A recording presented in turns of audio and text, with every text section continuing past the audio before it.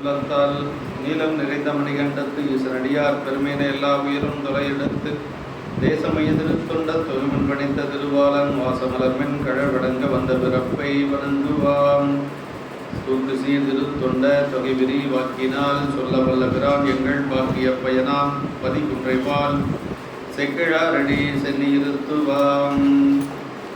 எல்லாம் வல்ல பெருமான் அருந்தரும் பன்னார் மொழிய முன்னர் மற்றும் நனாவுடையாருடைய திருவடிகளை வணங்கி அருந்தரும் பெருங்கருணை நாயகருடனவர் அவினாசி அவருடைய திருவடி தாமர்களை மனமொழி மைகளாலை வணங்கி எம்பெருமக்கள் நாயன்மாருடைய பொன்னார் திருவடி தாமர்களை மனம் மொழி மைகளாலை வணங்கி உரையாசிரி சிவக்கமையாவுடைய திருவடிகளை நில நினைந்து அடியாருடைய ஞானாசிரி பெருந்தகையாருடைய திருவடி தாமர்களை மனமொழி மைகளாலை வணங்கி அடியார் பெருமக்களுடைய திருவடிகள் எல்லாம் மனம் மொழி மைகளாலை வணங்கி அமைகின்றேன். அன்பார்ந்த சிவனையின் செல்வர்களே, இன்றைய இளையான்குடி மாறனாயனுடைய சரிதத்தை சிந்திக்கும். ரொம்ப முக்கியமான ஒரு சரிதம்.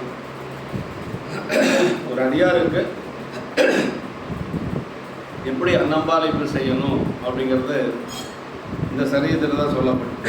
பல சரிதங்கள் சொல்லியிருந்தாலும் கூட எப்படி முறையாக அடியார்களுக்கு அன்னம்பாளிப்பு செய்கிறது அப்படிங்கிற ஒரு பாங்கினை நம்முடைய தெய்வ சேக்கிழார் பெருமான் இளையான்குடி மாறனாயனர் புராணத்தில் தான் சொல்லியிருக்கேன்.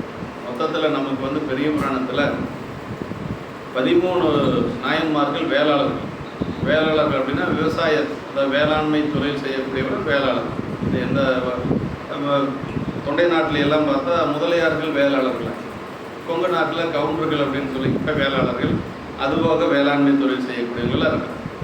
இப்படி 13 நாயன்மார்கள் நமக்கு வேளாளர்கள் என்று சொல்லுவது. அதில் இளையான்குடி மாறனாயனார் இளையான்குடி மாறனாயனருடைய திருச்சரிதத்தில் நமக்கு இது ஆவணி மாதம் மக நட்சத்திரம் அவருடைய குரு பூஜை. அடுத்த மாதம் ஆவணி மாதம் வருது. ஆவணி மாதம் தான் அவர் திருவடி பேரழகம். நல்ல மழை பெஞ்சிட்டு இருக்கக்கூடிய ஒரு காலம். இளையான்குடி என்று சொல்லுவது எங்கே இருக்குது அப்படின்னா ராமநாதபுரம் மாவட்டத்தில் பரமக்குடிக்கு பக்கத்தில் இருக்கக்கூடிய ஊர் தான் இளையான்குடி. இன்னொரு இளையான்குடி சொல்லுவாங்க, அப்படி அல்ல. அதுதான் பரமக்குடிக்கு பக்கத்தில் இருக்கக்கூடிய இளையான்குடி தான் நாயனாருடைய அவதரித்த ஒரு நதி. திருத்தொண்டர் தொகையில் நமக்கு நம்முடைய சுந்தரமூர்த்தி சாமிகள் இளையாந்தன் குடிமாறன் அடியார்க்கு மடியேன் அப்படின்னு சொல்கிறார். இளையாந்தன் குடிமாறன் அடியார்க்கு மடியேன். இளையான்குடி என்னும் பதியிலே அவதரித்த மாறன் என்று பெயருடையவருக்கு நான் அடியனாவேன் என்று சொல்லி அடியாருக்கும் மாறனுக்கு அடியவனாவதென்று அவர் அடியாருக்கும் அடியன், அதாவது இளையாந்தன் குடிமாறன் அடியாருக்கும் அடியன் என்று சொல்லி சொல்றார். அவருடைய அடியார்களுக்கு அடியன் என்று சொல்ல பட்டணத்தடிகள் சொல்வது வர தொண்டருக்கு தொடும்பாய் தெரிவனேன்னு சொல்லி அடியார்களுக்கு மட்டுமல்ல அவருடைய அடியார்களுக்கும் நான் அடியனாவேன் என்று சொல்லி நம்முடைய சுந்தரமூர்த்தி சாமிகள் சொல்றார். அடுத்த வகை நூல் ஆசிரியர் திருத்தொண்டர் திரு அந்தாதியில நம்பியாண்ட நம்பிகள் நமக்கு சொல்ற பொழுது இயலா இடை சென்ற மாதவர்க்கு இன்னமுதா விதைத்த வயலார் முளைவித்து வாரி மனையலக்கால் வருத்து செயலார் பயிர் விழுந் தீங்கரியாக்கும் அவன் செலுநீர் அயலார் இளையான்குடி உடை மாறன் என் கற்பகமே அப்படின்னா வகைநூல்ல இயலா இடை, அதாவது பொருளும் கிடையாது, அது செய்வதற்கான காலம் கிடையாது, இடம் கிடையாது, வசதி கிடையாது, ஒன்றுமே இல்லாத ஒரு காலகட்டத்திலேயே அடியார்களுக்கு அமுது செய்தது தான் பெரிய சிறப்பு. இயலா இடை சென்ற மாதவர்க்கு என்று சொல்லி அப்படி இயலாதிருந்த இடத்து எந்த வகையாலும் உணவு போடவே முடியாது. ஏன்னா ஏற்கனவே அவங்க வீட்டில் உணவுக்கு வழி இல்லை. பல நாட்கள் கணவன் மனைவி 2 பேரும் பட்டினியாக இருக்கிறாங்க. அதுவும் அடியார் வந்த நேரம் எப்படின்னு பார்த்தா இரவு நேரம், எல்லா வீடும் அடைச்சாச்சு. அங்கே போய் யாருக்கிட்டையும் இனிமேல் கேட்க முடியாது. ஏன்னா ஏற்கனவே எல்லாம் கடனெல்லாம் வாங்கி வச்சுருக்குது. அடியார்களுக்காகத்தான் வாங்கினார். அதனால் யாருக்கிட்டையும் போய் கேட்க முடியாது, கேட்டாலும் யாரும் கொடுக்க மாட்டாங்க. அந்த மாதிரி நேரமும் இல்லை, எல்லா கதவும் அடைச்சாச்சு. நல்ல மழை பெஞ்சிட்டு இருக்குது, மழை காலம், ஆவணி மாதம் நல்ல மழை பெஞ்சிட்டு இருக்குது. அப்படி மழை காலமாகவும் இருக்குது. எங்கேயும் போய் யாருக்கிட்ட எதுவும் கேட்க முடியாது. வீட்லேயே ஒன்றும் இல்லை. மாரி காலத்து இறைவனில் வைகியோர் தாரிப்பின்றியே பசிதலை கொள்வது பாரித்து இல்லம் அடைந்தபின் பண்புற வேரித்தாரான் விருந்தெதிர் கொண்டனன் அப்படின்னு சொல்லி அந்த இடத்த சொல்வார். அப்படின்னா மாரிக்காலத்து இரவு, நல்ல மழைக்கால இரவு, தாரிப்பின்றியே பசிதலை கொள்வது. யாரும் அங்கே ஆதரிக்கிறதுக்கு ஒருத்தரும் கிடையாது. 2 பேர் மட்டும் இருக்கிறாங்க, கணவன் மனைவி. ஏற்கனவே சாப்பிடாதனால பசியோட தூக்கம் வரல. பசியோடு இருந்தால் எப்படி தூக்கம் வரும்? தாரிப்பிண்டியே பசிதலை கொள்வது பாரித்து இல்லம் அடைந்தவின் பண்புற. அந்த மாதிரி ஒரு நேரத்தில் அடியார் போகிறாரு. அந்த அடியாருக்கு விருந்து வச்சாராம். விருந்தெதிர் கொண்டானன் அப்படிங்கிற வேறித்தாரான் விருந்து. நம்மளால எல்லாம் முடியுமான்னு நம்மளால எல்லாம் முடியாது. அதுதான் நாயன்மார்களுக்கு நமக்கு இருக்கக்கூடிய வேறுபாடு. அது எப்படி செஞ்சார் அப்படிங்கிறத புராணத்தில் சொல்றார். அதனால தான் கற்பகமே அப்படின்னார் வகை நூலாசிரியர். கற்பகம்னா என்ன? கேட்கறது எல்லாம் எப்பொழுதும் கொடுத்து கொண்டே இருக்கக்கூடியதான் கற்பகம். எத்தனை அடியார்கள் வந்தாலும் அத்தனை பேருக்கு தான் அன்னபாலிப்பு செய்யக்கூடியவர் இளையான்குடி மாறனாயினார். இன்னமுதா விதைத்த அடுத்த போகத்துக்கு இப்போ விதைக்கிறது எதுக்கு? அடுத்த போகத்துக்கு நமக்கு சாப்பாட்டுக்கு வேணும்னு தான் விதைக்கிறது இல்லையா? அதை பற்றி அவர் கவலைப்படலை. அடுத்த போகத்துக்கு சாப்பாட்டுக்கு வேணும்னு அவர் நினைக்கல. இப்போ வந்து அடியாருக்கு சாப்பாடு போடணும். அதுக்கு என்ன வழி? அந்த மழை பெஞ்சிருக்கும், மலையில் மிதந்திருக்கும், அந்த நெல்லையெல்லாம் எடுத்து கொண்டு வந்தால் தக்கவாறு அரிசியாக்கி உண்மையெல்லாம் போக்கி அரிசியாக்கி அமுதாக்கலான்னு சொல்லி அம்மா சொல்கிறாங்க. அதான் இன்னமுதா விதைத்த என்று சொல்லி வாரி கொண்டு வந்து கொடுத்து மனை அழைக்கு வீட்டுக்குறை அழைக்கினால் வருது. என் விறகு இல்லை, அதையெல்லாம் வந்து செய்கிறதுக்கு சமையல் செய்கிறதுக்கு விறகும் இல்லை. என்ன பண்ணார்? வீட்டினுடைய அழகு தாழ்வாரம்னு சொல்லும் இல்லைங்களா? அந்த தாழ்வாரம் அந்த காலத்துல எல்லாம் மரத்தில் தானே இருக்கும். இப்போ தான் டெரஸ் எல்லாம், அந்த காலத்தில் இருந்த டெரஸ் பில்டிங் எல்லாம் கிடையாது, எல்லாம் மரத்தில் தான் இருக்கும்.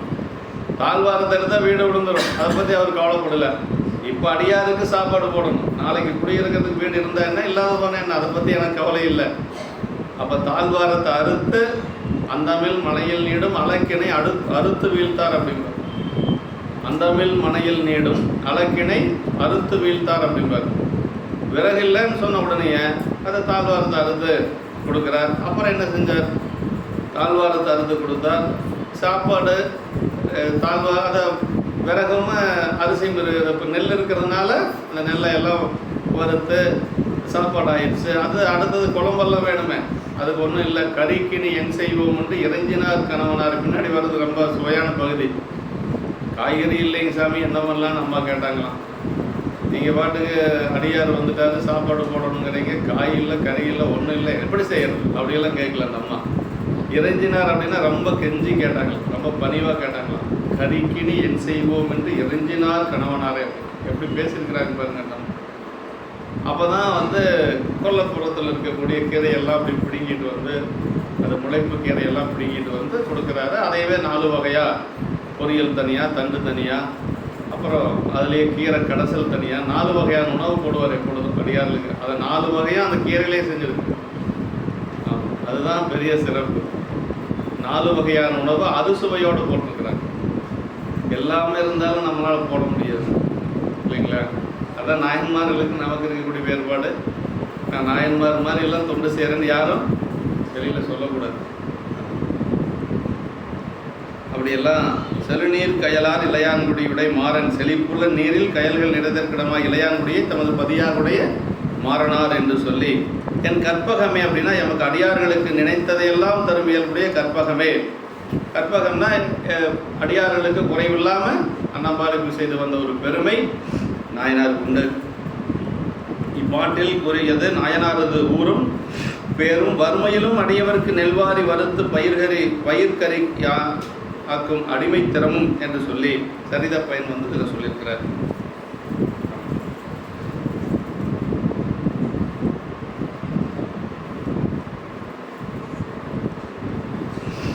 சிவபெருமான கற்பகம்னு சொல்லுவாங்க. கற்பகத்தை கண்ணார கண்டேன் நானே தேவாரத்தில் வருது. பெருமான் கற்பகம்னு சொல்லுவாங்க. இங்கே வந்து இளையான்குடி மாற நாயனாரையே கற்பகம் அப்படிங்க.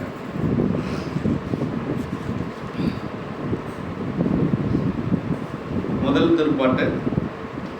அம்பொன்னீடி அம்பலத்தினில் ஆடுவார் அடி சூடுவார் தம்பிரான் அடிமை திறத்த உயர் சார்பின் மேன்மை தரித்துளார் நம்பு வாய்மை நீடு சூத்திர நற்குடம் செய்தவத்தினால் இம்பர் ஞானம் விளக்கினார் இளையான் குடிப்பதி மாறனார்.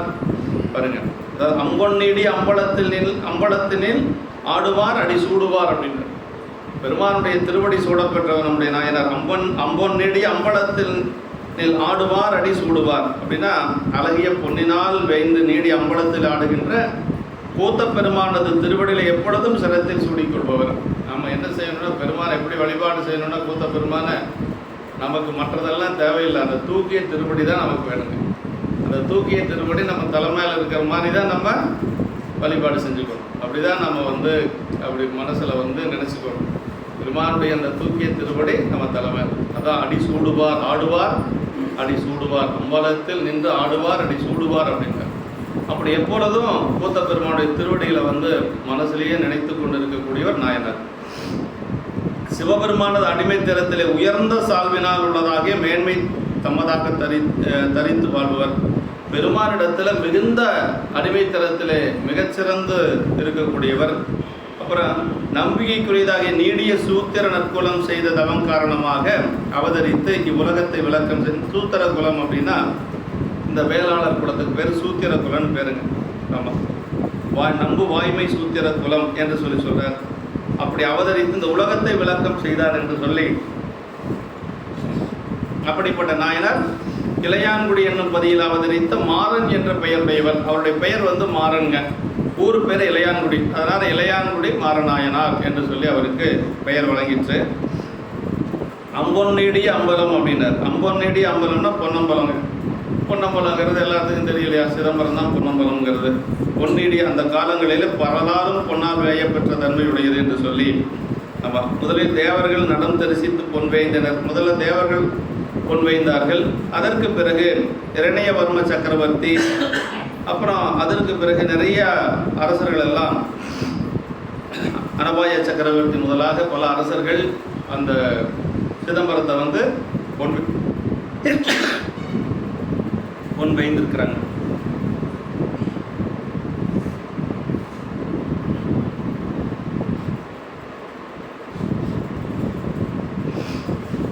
ஆடுவார் அடி சூடுவார் அப்படின்னு. அப்படி சிதம்பரத்தில் ஆடிக்கொண்டு இருக்கக்கூடிய கூத்த பெருமானது அடிமலர்களை தமது முடியலை சூட்டிக் கொள்பவர் என்று சொல்லி சொல்றார். அப்பர் சாமிகள் பரணம் தேவாரத்தில் சொல்வார், குஞ்சி பூவாய் நின்ற சேவடியாய் குறுகிறமே என்று சொல்லி. அப்போதி நாயனாருடைய திருவடிக்கு அந்த தலைக்கு மேலே பலனத்து பெருமானுடைய திருவடி இருக்கும். அதான் சொல்றார், குஞ்சி பூவாய் நின்ற சேவடியாய் என்று சொல்லி சொல்றார். உயர் சால்வின் மேன்மை தரித்துள்ளார் அப்படின்னார். உயர் சால்வின் மேன்மைனா அன்பு, நான், ஒப்புரவு, கண்ணோட்டம், வாய்மை என்று ஐந்தான் என்ற சிறந்த சால்வு என்ற தன்மையானது அடிமைத்தரத்தினை சார்ந்ததனாலே உயர்ந்து மேம்பட அதனை தம்மிடத்து சாரும்படி தரித்துள்ளவர் என்று சொல்லி சொல்றார். நம்பு வாய்மைனா நம்புவதற்கு காரணமாகிய வாய்மை என்று சொல்லி சொல்றார். வாய்மையின் நேடு சூத்திர நற்குலம் அப்படின்னார். வாய்மை தன்மையிலே நீடி வருகின்ற சூத்திரன் என்ற பெயரால் அறியப்பெறும் நல்ல குலம் என்று சொல்லி, சூத்திர நற்குலம் என்று சொல்வது வேளாளர் தான் சொல்றார். தொன்மை நீடிய சூத்திர தொல்குல நன்மை சான்ற நலம் என்று சொல்லி வாயிலார் நாயனார் புராணத்திலையும் அந்த மாதிரி சூத்திர குலம் என்று சொல்லி வருதுங்க.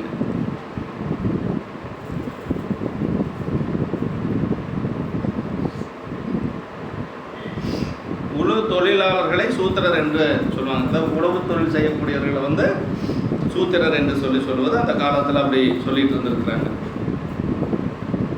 ஏர்தொழில் புரியும் குலமாகவே பெயரால் போர்ந்த குலம் என்று சொல்லி சொல்றார். புராணத்திலே பல நாயன்மார்களை வேளாண் குலத்தர் என குறித்த ஆசிரியர் இங்கு ஏர்தொழிலே செய்யும் நாயனார் சூத்திர நற்குலத்தர் என்று, அதாவது பல நாயன்மார்கள் வந்து வேளாண் குலத்தில் இருந்தாலும் கூட இவர் வந்து அந்த உழவு தொழிலே செய்தவர். அதுதான் ரொம்ப முக்கியம். அதனால் வந்து உழவு தொழில் மூலமாக அவர் வந்து அடியார்களுக்கு வந்து அமுது படைத்தார். அதான் அந்த அடிமைத்திறம் அப்படிங்கிறது ரொம்ப ரொம்ப முக்கியங்க. நம்பு வாய்மை சூத்திர குலம் என்று சொல்லி ஆடுவார் அடி சூடுவார் அப்படின்னு.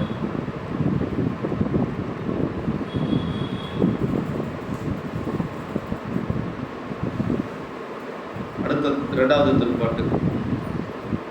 ஏரின் மல்கு வளத்தினால் வரும் எல்லை இல்லதோர் செல்வமும் நீரின் மல்கிய வேணியார் அடியார் திறத்து நிறைந்ததோர் சீரின் மல்கிய அன்பின் மேன்மை திறந்த மன்னிய சிந்தையும் பாரின் மல்க விரும்பி மற்றவை பெற்ற நீடு பயன் கொள்வார்.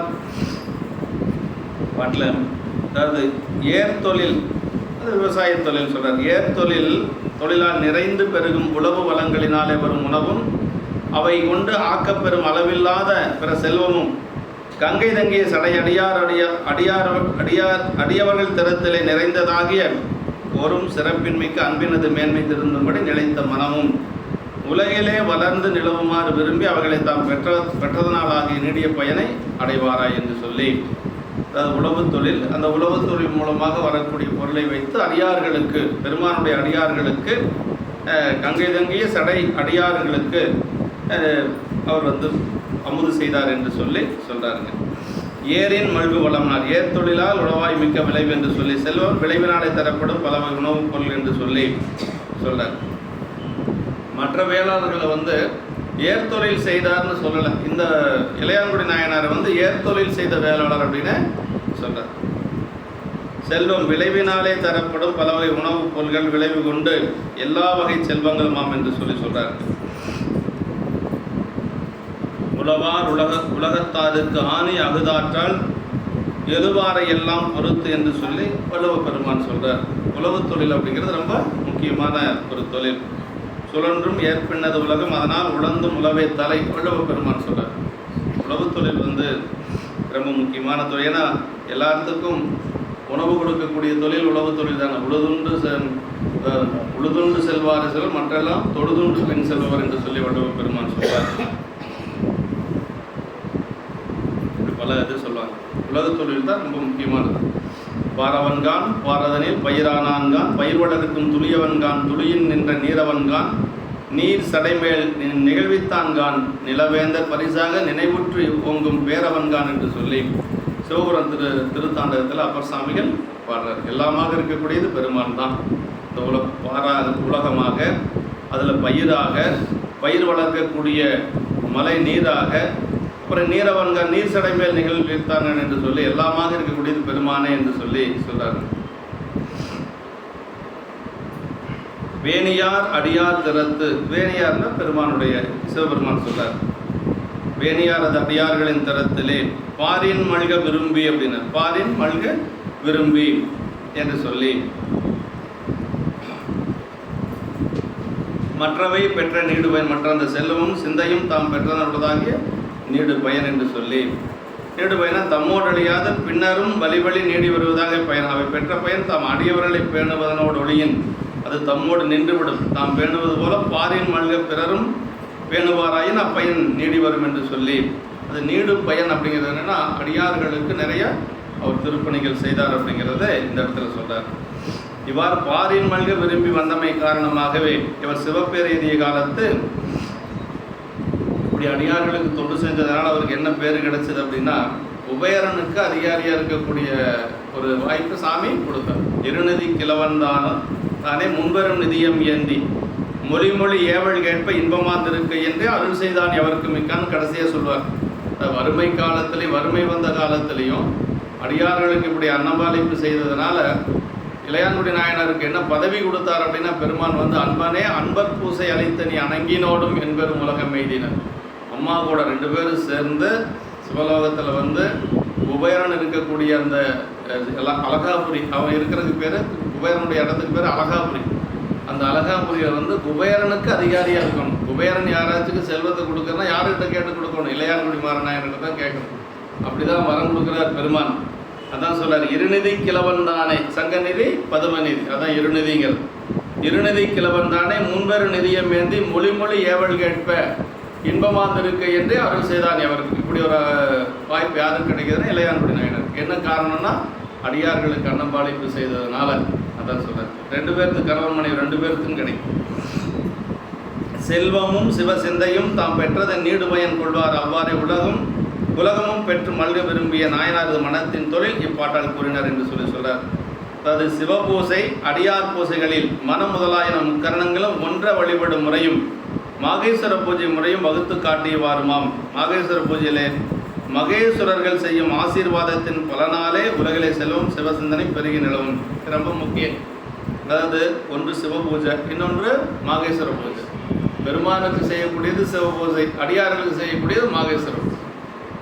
அதுவும் பாரியார் சாமி சொல்கிற பொழுது ஒரு மாத்திரை அதிகம் அப்படிம்பார். அடியார் பூஜையில் மாகேஸ்வர நெடில் வருது இல்லைங்களா, ஒரு மாத்திரை அதிகம். இது மகேஸ்வரனுக்கு செய்யக்கூடியது, பெருமானுக்கு செய்யக்கூடியது மகேஸ்வர பூஜை.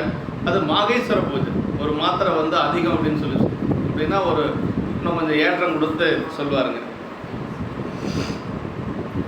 அப்படி அவங்க செய்கிற ஆசீர்வாதத்தின் பயனாக செய்கிறவங்களுக்கு என்ன கிடைக்கும்? செல்வமும் சிவசிந்தனையும் கிடைக்கும் அப்படின்னு சொல்லி வாரியார் சாமிகள் அவருடைய பிரசங்கத்தில் சொல்வார். அவர் வருடம் ஒரு சென்னைக்கு ஒரு பிரசங்கத்துக்கு போவார். அது ஒரு பெரிய செல்வந்தர். அவர் வீட்டிலேயே எல்லாத்தையும் அழைச்சி நிகழ்ச்சி எல்லாம் வச்சு அடியார்களுக்கெல்லாம் அன்னம்பாளிப்பு செய்வார். அவருக்கு ரொம்ப நாள் ஆசை, எப்படி இந்த செல்வமெல்லாம் உங்களுக்கு வந்தது அப்படின்னு சொல்லி கேட்கணும்னு சொல்லிட்டு.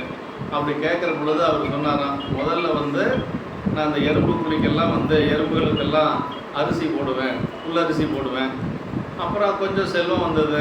அப்புறம் அதை வச்சு அடியார்களுக்கு நிறையா எல்லாம் வீட்டுக்கு அழைச்சி அவங்களுக்கெல்லாம் பூஜையெல்லாம் செஞ்சு அடியார்களுக்கெல்லாம் அன்னம்பாளிப்பு செஞ்சேன். அது பாட்டுக்கு அது மலையாட்டம் பெருகிருச்சு அப்படின்னு சொல்லி அந்த பெரியவர் சொல்லுவார். அப்படின்ட்டு வாரியார் சாமிகள் சொல்லுவார். அப்படின்னா அடியார்களுக்கு செய்கின்ற பொழுது அவங்களுடைய ஆசீர்வாதம் நம்மளை அந்த அந்த நிலைக்கு கொண்டு போகும்.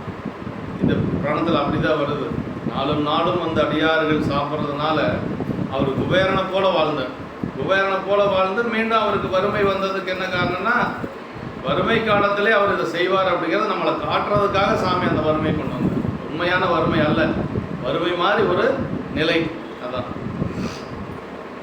நீடு பயன் காலத்தால் நீடுவதென்று அளவினாலும் நீடுவதாம் என்று சொல்றார். அரண் பூசைன்னு சிவபெருமானுக்கு செய்யக்கூடிய பூசை, அடியார் பூசை இரட்டை பயனுடையது என்பது ஆகமங்கள் பொழிந்த உண்மை. ஆமாம், அது ரொம்ப முக்கியம். இப்போ சாமிக்கு நம்ம ஏதாவது செய்கிறோம்னா அது ஒரு பலன் தான் கிடைக்கும். ஆனால் அடியார்கள் செய்கின்ற பொழுது 2 பலன் கிடைக்கும். அதான் நமக்கு திருமந்திரம் சொல்லுது, படமாட கோயில் பகவர் கொன்றியில் நடமாட கோயில் நம்பர்கங்காக. நடமாட கோயில் நம்பர் கொன்றியில் படமாட கோயில் பகவர்க்கதாமேன 2 கோயில் சொல்றார். படமாட கோயில் அப்படின்னா கோயில் இருக்கக்கூடிய சாமி, அதாவது படம்னு என்ன தெரியுங்களா, திரைச்சியல், அந்த ஸ்க்ரீன் இருக்கு இல்லைங்களா, அதுதான் படமாட கோயில். அதுக்குள்ளே இருக்கக்கூடிய சாமி கோயில் இருக்கிறது. நடமாட கோயில், நடமாடி கொண்டு இருக்கக்கூடிய சாமியார் அடியார்கள். அந்த கோயில் இருக்கக்கூடிய சாமிக்கு ஏதாவது செஞ்சோன்னா இந்த நடமாடிட்டு இருக்கக்கூடிய அடியாராக இருக்கக்கூடிய சாமிக்கு சேராது. அது சாமியோட சரி, சாமிக்கு செய்கிறது சாமியோட சரி. இது அடியாருக்கு செய்கிறது பொழுது அப்படின்னா அடியாருக்கும் போய் சேரும், அடியாருக்குள்ள உயிராக இருக்கக்கூடிய சிவபெருமானுக்கும் போய் சேரும். இப்போ 2 பலன் எதில் கிடைக்குது? அடியார் பூசையில் தான் கிடைக்குது. அது திருமந்திரத்தில் 7ஆம் தந்திரத்தில் வருது.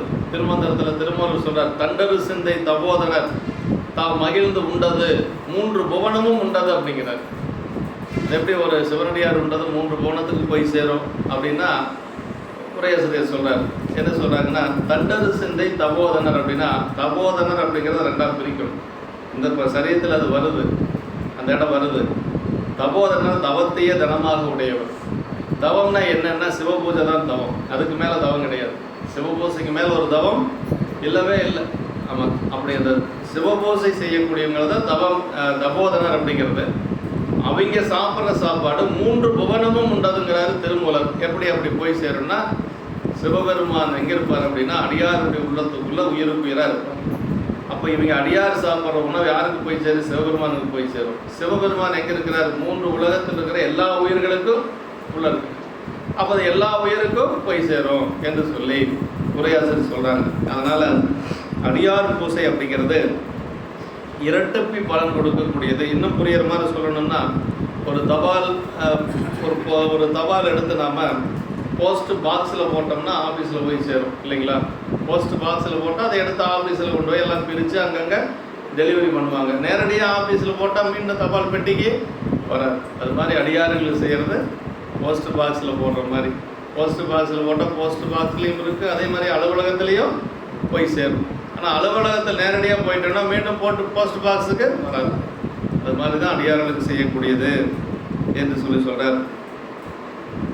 அதே நம்முடைய திருமயிலை தேவாரத்தில் அதான் சொல்கிறார், ஒட்டிட்ட பண்பின் உருத்தர பல்கணத்தாருக்கு அட்டிட்டல் காணாது போதிய பூம்பாவாய் அப்படின்னாரு. அப்படின்னா அந்த மட்டிட்ட புண்ணையம் காணார் மடமயிலை கட்டிட்டம் கொண்டான் கபாலீச்சர் அவன்தான் ஒட்டிட்ட பண்பின் உருத்தர பல்கணத்தாருக்கு அட்டிட்டல் காணாது போதிய பூம்பாவை இறந்து போயிடுச்சு இல்லைங்களா? 60 இண்டி இறந்து போயிடுச்சு. 60 இண்டி இறந்து போன பூம்பாவையும் அவர் குடத்தில் வச்சிருக்கிறார். குடத்தில் அப்படியே அந்த எலும்பு சாம்பலையும் வச்சிருக்கிறார். அப்படி வச்சிருக்கிற பொழுது ஞானசம்பந்த பெருமான் வருவார் அப்படின்னு நம்பிக்கையாக அவர் சிவநேசனார் வச்சிருக்கிறார். அதே மாதிரி ஞானசம்பந்த பெருமான் வந்து பதிகம் பாடுறார். அந்த பதிகம் தான் இந்த பூம்பாவை பதிகம்னே அதுக்கு பேருங்க. அவன் மட்டிட்ட புண்ணியம் காணல் மடமையிலே என்று சொல்லக்கூடிய பதிகத்தில் முதல் பாட்டிலே என்ன சொல்றாருன்னா, அட்டிட்டல் காணாது உருத்திர வல்கணத்தாருக்கு ஒட்டிட்ட பண்பின் உருத்திர பல்கணத்தாருக்கு அப்படின்னு உருத்திர பல்கணத்தார்னா அடியார்கள். அடியார்களுக்கு அன்னம்பாளிப்பு செய்கிறத பார்க்காம போயிட்டேன்னு முதல் பாட்டில் பாடுறாரு. அப்புறம் மறுபடியும் திருவிழாக்களை பற்றி எல்லாம் பாடுறாரு. அப்போ அடியார்களுக்கு அன்னம்பாளிப்பு செய்கிறது அவ்வளவு சிறப்பு. அந்த குழந்தை எப்படி பிறந்தது அப்படிங்கிறத சொல்கிறார். பூம்பாவை நீண்ட நாட்களில் சிவநேசனாருக்கு குழந்தை இல்லை, மிகப்பெரிய கோடீஸ்வரன். ஆமாம், அந்த காலத்திலேயே பெரிய கோடீஸ்வரன் சொல்லுவாங்க சிவநேசன் செட்டியார். குழந்தை வந்து நீண்ட நாட்களே இல்லை.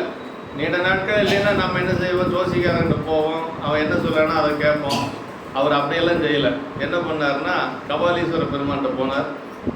கபாலீஸ்வர பெருமானை நோக்கி தவம் செஞ்சார். அப்புறம் என்ன பண்ணார்னா, அடியார்களெல்லாம் வீட்டுக்கு அழைச்சார். அடியார்களெல்லாம் வீட்டுக்கு அழைச்சி அவங்களுக்கெல்லாம் பாத பூஜை பண்ணி அவங்களுக்கு அன்னம்பாளிப்பு செஞ்சார். அந்த குழந்தை பிறகு புராணத்தில் அப்படி தான் வருதுங்க. பெரிய புராணத்தில் அப்படி தான் சொல்லப்பட்டிருக்கு. அருந்தவங்கள் செய்து அறநடியாருக்கு அர்ச்சனை உழப்பிட செய்த நடத்தால் கரியவாம் குடலால் மனைவியார் வயிறனும் கமலத்து புதிய பூமகள் என ஒரு பெண்குடி உதித்தாள் அப்படின்னார். வேற ஒன்றும் செய்யலை, அருந்தவங்கள் செய்தார். அருந்தவங்கள்னா பெருமானை நோக்கி தவம் செஞ்சார். அப்புறம் அறநடியாருக்கு அது அர்ச்சனை உழைப்பிட செய்தார் நடத்தால் அடியாரெல்லாம் வீட்டுக்கு அழைச்சார். எல்லாத்துக்கும் அன்னம்பாளிப்பு செய்தார்.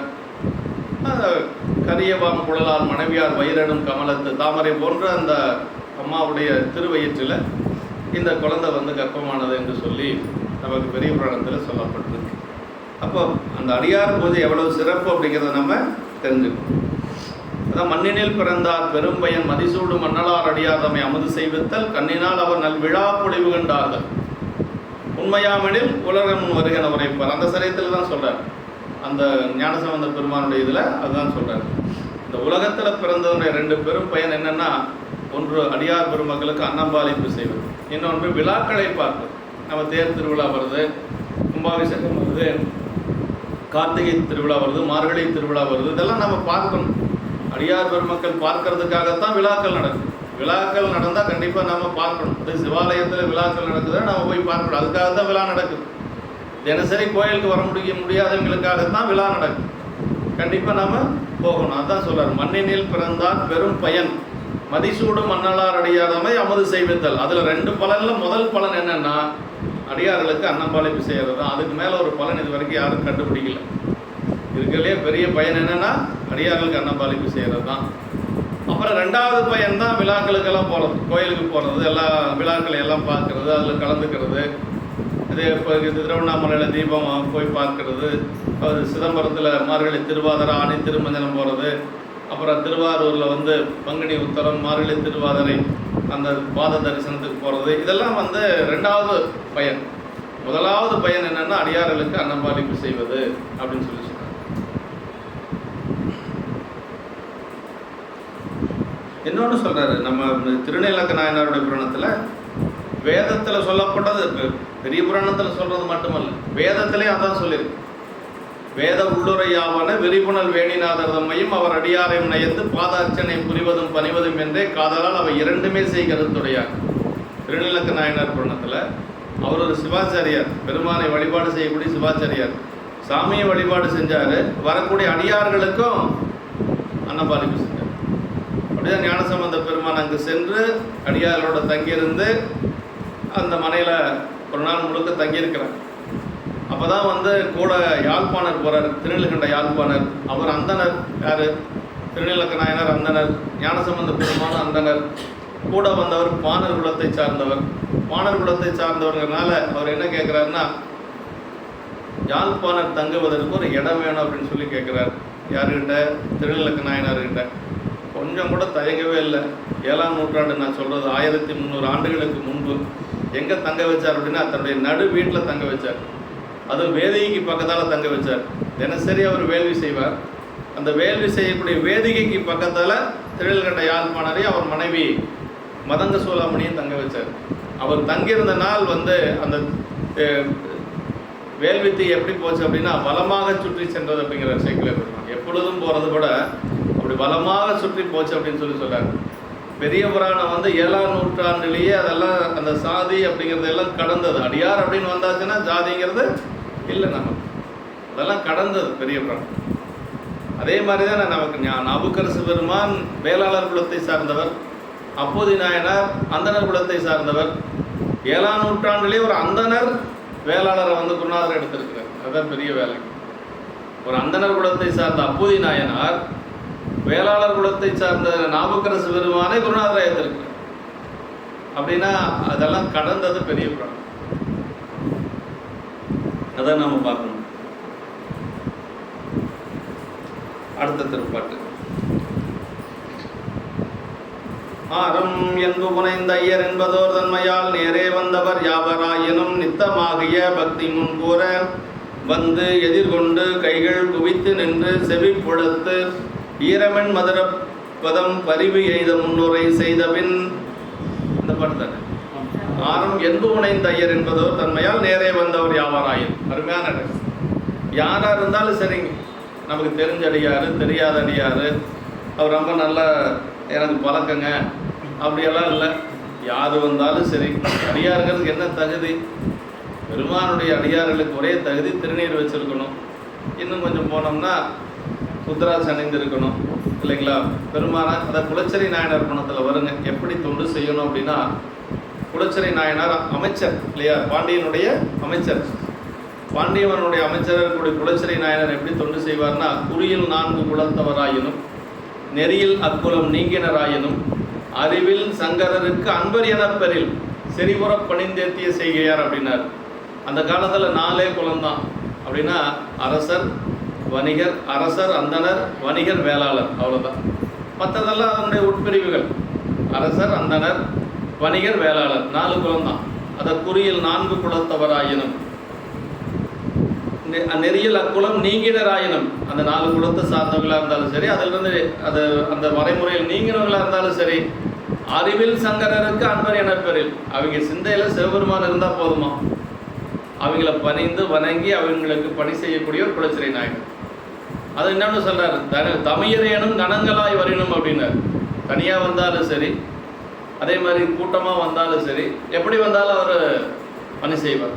இப்படி தான் பணி செஞ்சுருக்கிறாங்க. இந்த பாட்டில் அதான் சொல்கிறார், ஆரம் என்பு புனைந்த ஐயர். ஆனால் யாராக இருக்கணும், இந்த பாட்டை வச்சுட்டு நேரே வந்தவர் யாவராயினும் நித்தமாகிய பக்தி முன்கூறன்னு சொல்லிட்டு அப்படின்னு சொல்லி ஒரு புலவர், பிற்காலத்தில் வந்த ஒரு புலவர் சொல்கிறார், யாராக இருந்தாலும் அவங்களெல்லாம் வீட்டுக்கு அழைச்சிட்டு போய் சாப்பாடு போடுவார் இளையான்குடி நாயனார் அப்படின்னு சொல்லி அவர் சொல்கிறார். அவருடைய ஒரு நூலில் பெரிய புராண ஆராய்ச்சி உரையில் எழுதியிருக்கிறார். ஆனால் அது சரியான பொருள் அல்லங்க. எப்படின்னா, பெரிய புராணம் வந்து எல்லாத்தையும் கூட்டிகிட்டு போய் சோறு போடுறதுக்கு பேர் இல்லை. அடியார்களுக்கு மட்டும்தான், அடியார்களை மட்டும்தான் உயர்வுபடுத்தக்கூடியது. உலகத்தார்களுக்கு என்னென்னா, அவங்களும் அடியாராக வரணும், அதுக்காக நம்ம பெருமான்கிட்ட விண்ணப்பம் செய்யணும். அதுதானே ஒழிய நேரே வந்தவர் யாவராயினுங்கிறத எடுத்துக்கிறாங்க.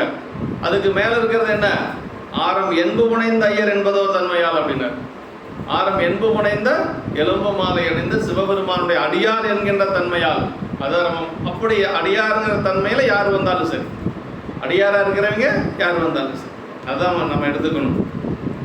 ஆரமும் எலும்பும் அணிந்த ஐயரது அன்பர்கள் என்ற ஒரே தன்மையினை உட்கொண்டு அதுவே காரணமாக வைத்து முன்னே வந்தவர்கள் யாவரே ஆயினும் உறுதியாகி நிலைத்த பக்தி கூற வந்து எதிர்கொண்டு அழைத்து கைகுவித்து எதிரே வணக்கமாக நின்று அவர்கள் கேட்குமாறு குளிர்ந்த அன்பான இனிய மொழிகளை அவர்கள் அன்பு கொள்ளுமாறு சொல்லி அதன் பின் அது எப்படியெல்லாம் அடியார்களை வரவேற்கணும் அப்படிங்கிறது இதில் தான் சொல்லப்படும். முதல்ல பாருங்க, அருமையான பாட்டு இது.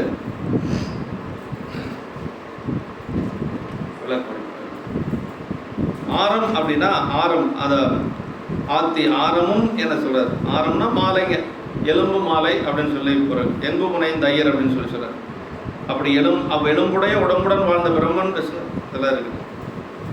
அன்பர் என்ற ஒரே தன்மையால் அப்படின்னார். அப்படி சிவபெருமானுடைய அடியார் என்ற ஒரே தன்மையினால் நேரே வந்தவர் யாவராயினும் அப்படின்னார். யாவராயினும் அப்படிங்கிறது, அதாவது யாராக இருந்தாலும் சரிங்க, யாராக இருந்தாலும் சரி. அப்பர் சாமிகள் சொல்வார், எவரேனும் தாமாக விளையாட திட்ட திருநீரும் சாதனமும் கண்டால் ஒழுகி. அவர் தேவர் இவர் தேவர் என்று சொல்லி இரண்டாட்டாது ஒளிந்தங்கு ஈசன் திறமை வேணி கவராதே தொழுமடியார் நெஞ்சினுள்ளே கன்றாப்பூர் நடுதறியை காணலாமே அப்படின்னு. அப்படின்னா எவரேனும் தாமாக விளாடத்திட்ட திருநீரும் சாதனமும் கண்டால் ஒழுகி. யாராக இருந்தாலும் சரி, எந்த வகுப்பை சார்ந்தவர்களாக இருந்தாலும் சரி, அவங்க நல்லவங்க கெட்டவங்க அப்படிங்கிறதெல்லாம் நம்ம பார்க்கணுங்கிற அவசியம் இல்லை. யாராக இருந்தாலும் சரி திருநீர் பூசியிருந்தால் போதும். அப்படி திருநீர் பூசியிருந்தால் அவர் தேவர் இவர் தேவர் என்று சொல்லி இரண்டாட்டாவது ஒளிந்தங்கு ஈசன் திறமை வேணி. அப்படின்னா அது சாமியில் கோயில் இருக்கிறது தான் சாமி, இது வேற அது வேறன்னு ரெண்டு வித்தியாசம் பார்க்காம கோயில் இருக்கக்கூடிய பெருமான் மேலே எவ்வளோ அன்போ அதே அன்பு இந்த அடியார் மேலே செலுத்துகின்றது யார் ஒருத்தர் செலுத்துகிறாங்களோ அவங்களுடைய உள்ளத்தில் கன்றாப்பூர் பெருமான் வந்து இருப்பார் அப்படின்னு சொல்லி சொன்னார். கன்றாப்பூர் நடுதறி அப்படிங்கிறது திருவாரூர்லேருந்து ஒரு 20 கிலோமீட்டர் தூரத்தில் இருக்குது. கன்றாப்பூர் அப்படின்னு சொல்லி ஒரு பதி. அது கன்றாப்பூர் அப்படிங்கிறது என்னென்னா, அதாவது மாடு கட்டக்கூடிய கட்டுத்தறியில் இருக்கக்கூடிய முளைக்குச்சி அங்கே சிவலிங்கமாக மாறினது. அது ஒரு வரலாறு இருக்குது. ஒரு வைணவ பெண்ணை ஒரு சைவ சிவாச்சாரியருடைய பொண்ணு வைணவ ஆச்சாரியருடைய மகனுக்கு திருமணம் செஞ்சு கொடுத்துட்றாங்க. அந்த பொண்ணை அந்த தினசரி பூஜை பண்ணிட்டு இருந்தவர். ஆனால் அவங்களுக்கு சிவ பூஜைனாவே அறவே ஆகாது, அவங்க வைணவர்கள். அதனால் வந்து அந்த பொண்ணை என்ன பண்ணான்னா, தினசரி மாமியாளுக்கு தெரியாமல் மாடு கட்டக்கூடிய முளைக்குச்சி இருக்குது பாருங்க, அதையவே சிவலிங்கமாக கருதி தினசரி அதுக்கு பால் நெய் அப்புறம் மஞ்சனம் அரிசி மாவு எல்லாம் போட்டு அபிஷேகம் பண்ணுறது. அபிஷேகம் பண்ணிட்டு தடா உடான்னு அவன் மாமியா வர்றதுக்குள்ளே கூடை போட்டு மூடி வச்சிடுறது. அதை இப்படியே அவள் பண்ணிட்டு இருக்கிறான் அந்த புள்ள. ஏன்னா பெருமானை எப்படியாவது வழிபாடு செய்யணும். அவளுக்கு அந்த முளைக்குச்சி சிவலிங்கமாக தெரிஞ்சிருக்கு.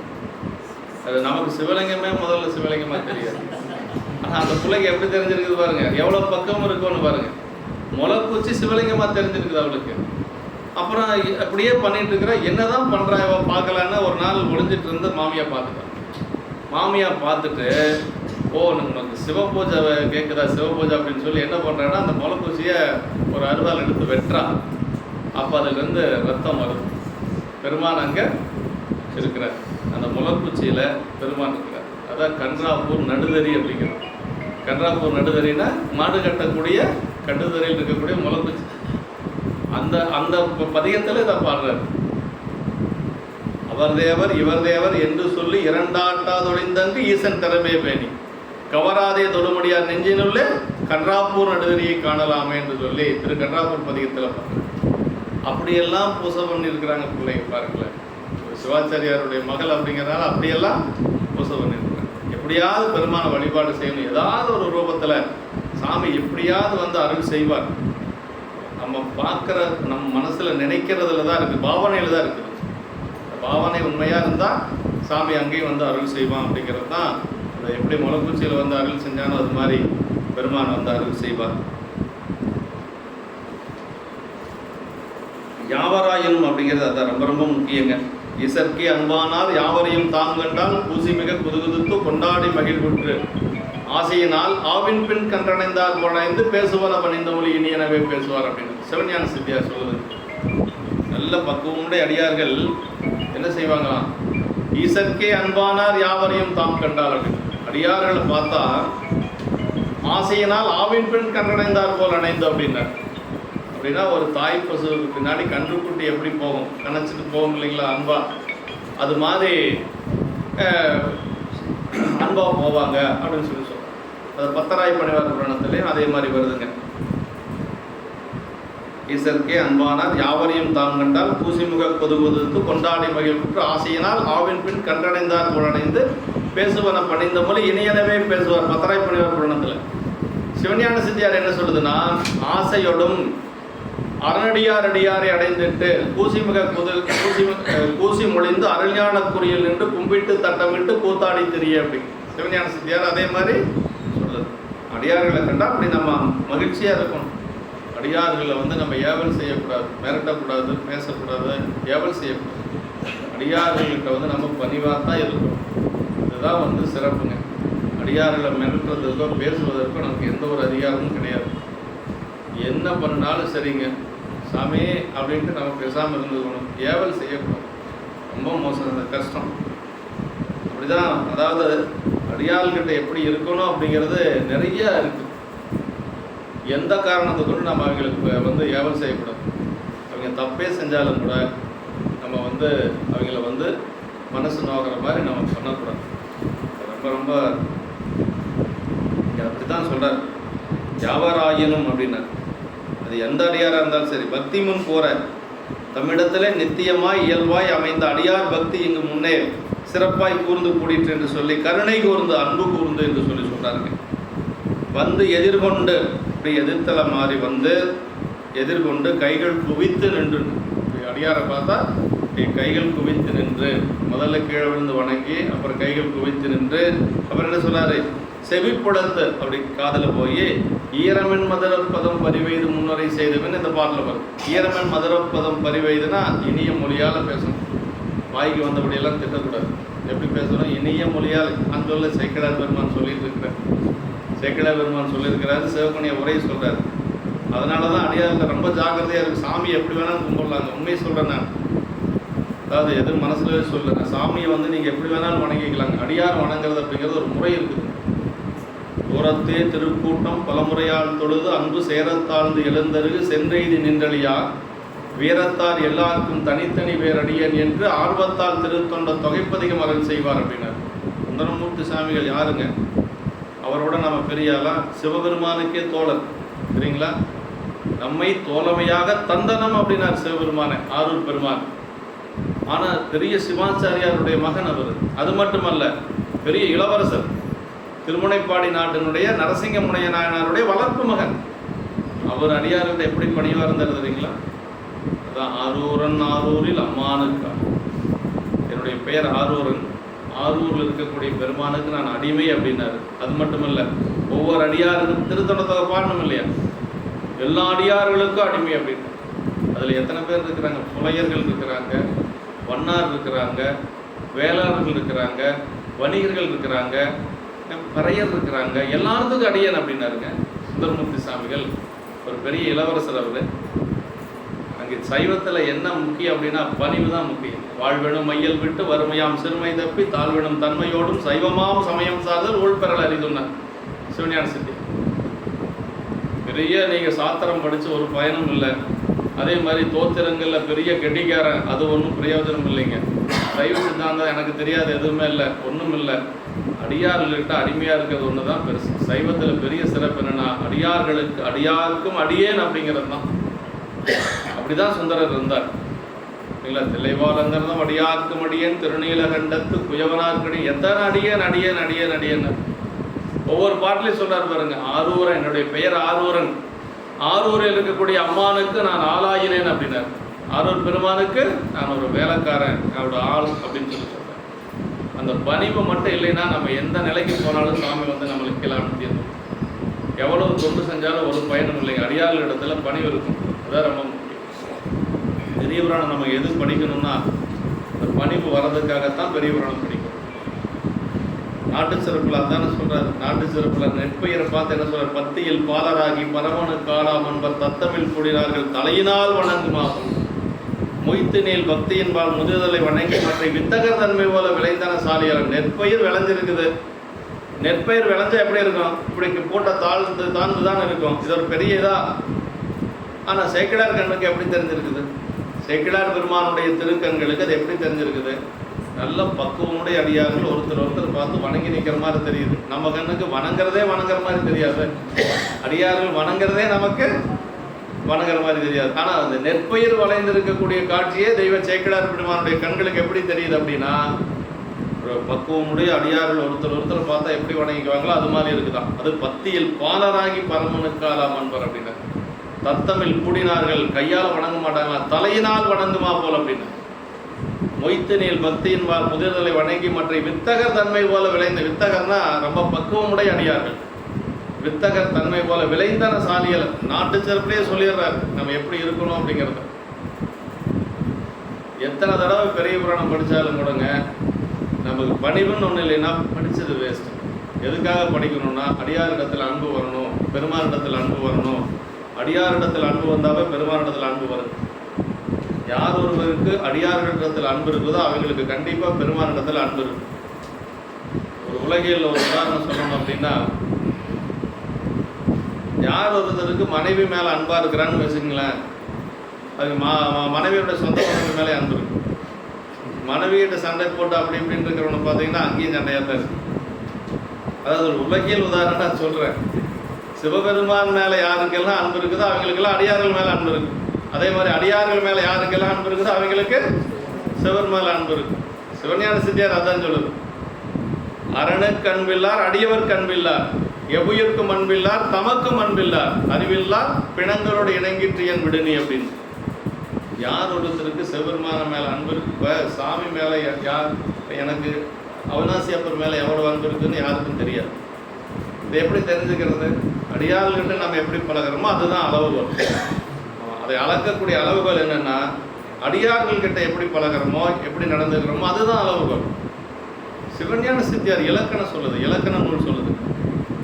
சிவஞான சித்தியாரில் அவர் அருளந்தி சிவாச்சாரியர் யாருன்னா ஆகம, அவர் வந்து அவருக்கு பேரே வந்து ஆகமச் செம்மல், அதாவது ஆகமங்களை எல்லாம் கரைச்சி குடிச்சவர் சிவஞான சித்தியார் ஆசிரியர் அருளந்தி சிவாச்சாரியர், பெரிய சிவாச்சாரியர்.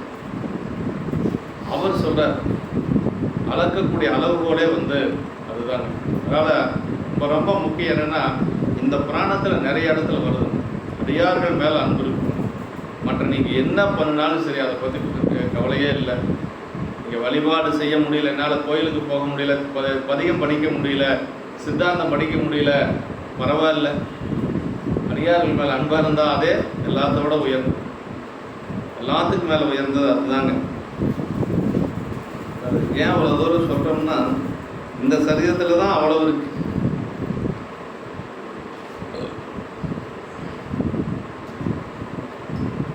ஈரமன் மதுரப்பதம் பரிவெய்த அன்பு அன்பு கலந்த மெல்லிய இனிய சொற்களால் என் சொல்லால் ஈரமலை இப்படி நிலவாம் என்று சொல்லுவது போல, பரிவெய்த அன்பர்கள் தம்மிடத்து கருணை கூறும்படினர் முன் உரை செய்த பின், அப்படின்னா அவர்கள் முன்பு எதிர்கொண்டு கைகுவித்து நிற்றலுக்கு முன் வாக்கு இன்னொரை முன் சொல்லிக் கொண்டே செல்ல அதனுடன் எதிர்கொள்ளுதலும் கைகுவித்தலும் நிகழ்ந்தன. ஆயினும் அன்பர்கள் கண்ணுக்கு அச்செயல்கள் முன்னர் தோன்றின என்று சொல்லி மொழிகள் பின்னரே கேட்டன என்று சொன்னார். எப்படி வரவேற்கணும், அடியார்கள் முன்னாடி நம்மளை கொஞ்சம் தாழ்த்திக்கணும், அவங்களை கொஞ்சம் உயர்த்திக்கணும். அவங்கள தாழ்த்தி நம்மளை உயர்த்துறது தான் இன்னைக்கு நாட்டில் இருக்குது. அப்படியெல்லாம் இருக்கக்கூடாது. நம்மளை தாழ்த்தணும், அவங்கள சாமி நீங்கள் பெரியவங்க சாமி வந்திருக்கிறீங்க, இந்த சாதாரணமான இந்த எளியனை தேடி வந்திருக்கிறீங்க அப்படின்னு சொல்லி எப்படி ரிசீவ் பண்ணுறது அப்படிங்கிறது பெரிய புராணத்தில் இருக்குது. நன்றுமது நல்வரவு நங்கள் தவம், கருத்தாட்கொண்ட புராணத்தில் பார்த்தோம் இல்லைங்களா? வந்த சிவபெருமான் எப்படி வரவேற்றாங்க அந்த சிவாச்சாரியர்களாக, நன்றுமது நல்வரவு நங்கள் தவம். அதே மாதிரி இயல்பகை நாயனார் புராணத்தில் வரவேற்பாங்க பாருங்கள். அதாவது அதில் என்ன சொல்லுவாங்கன்னா, முன்பெரும் தவத்தினால் என்பது முனிவரின் எழுந்தருளியது அப்படிம்பாங்க. முன்பெரும் முன்ன செய்த தவம், நான் மட்டுமல்ல, என்னுடைய அப்பா அம்மா தாத்தா பாட்டி எல்லாரும் செய்த தவம், முன்பெரும் தவத்தினால் என்பது முனிவரின் எழுந்தருளியது அப்படின்னு சொல்லுவோம். எல்லாரும் நாங்கள் எல்லாரும் செஞ்ச தவம் சாமி நீங்கள் எழுந்தருள் செய்திருக்கிறீங்க அப்படின்னு சொல்லி. இதே மாதிரி இன்னொரு இடத்துல ரொம்ப அருமையாக இருக்கு. மானக்கஞ்சர நாயனர் குணத்தில் இருந்துலாம் அருமையாக வரவேற்பாங்க. ரொம்ப ரொம்ப அருமையாக இருக்கும் இடம். நல்லா இடம் நினைவு வரப்ப சொல்கிறது. ஈரமன் மதுரப்பதம் பரிவெய்து. ஈரமன் மதுரப்பதம், அது தேன் போன்ற மொழிகளால் பேசணும். ஈரமன் மதுரப்பதம், மதுரம்னா தேன் அப்படின்னு அப்படி இனிமையான சொல் என்று சொல்லி சொன்னார். பரிவெய்த அன்பர்கள் தம்மிடத்து கருணை கூறும்படி என்று சொல்லி சொன்னார். மென்மதுரப்பதம் முறை செய்தல அவர் முன்னாக கூசி மொழிதல், அவரை உயர்த்தியும் தம்மை தாழ்த்தியும் கூறுதல். அதுதான் வந்து அடியார்களை நம்ம சிறுத்தொண்ட நாயனார் எப்படி அடியார்கிட்ட இருப்பார் அப்படிங்கிறத அவருக்கு சிறுத்தொண்டன் பெயர் வந்தது என்ன காரணம் தெரியுங்களா? அப்படி வணங்கினதுனால தான் அவருக்கு பேர். அவர் பெயர் வந்து பரஞ்சோதியார். அவர் பெரிய படை தளபதி. படை தளபதினா எப்படி இருப்பாங்க பாருங்க, அப்படி ஆஜானுபாகவாக இருப்பாங்க இல்லையா? ஆனால் அவருக்கு பேர் சிறுத்தொண்டன் ஏன் பெயர் வந்ததுன்னா, சேக்கிழார் பெருமாள் சொல்ற நாதன் அடியார் தம்மை நயப்பாட்டு வழிபாட்டால் மேதக யார் அவர் முன் மிகச்சிறியராய் அடைந்தார், ஆதலினால் சிறுத்தொண்டர் என்ன நிகழ்ந்தார் அவனியின் மேல். இந்த பூமியில் அவருக்கு சிறு தொண்டர் பெயர் ஏன் வந்ததுன்னா, அடியார்களை பார்த்தா அப்படி குறுகி நிற்பார். நாதனடியார் தம்மை நயப்பாட்டு வழிபாட்டால் மேதக யாரவர் முன்பு மிகச்சிறியராய் அடைந்தார். குறுகி நிற்பார். அதனால் அவருக்கு பேர் சிறு தொண்டர் அப்படின்னு சொல்லி அவருடைய பெயர். அதான் சொல்லுங்க.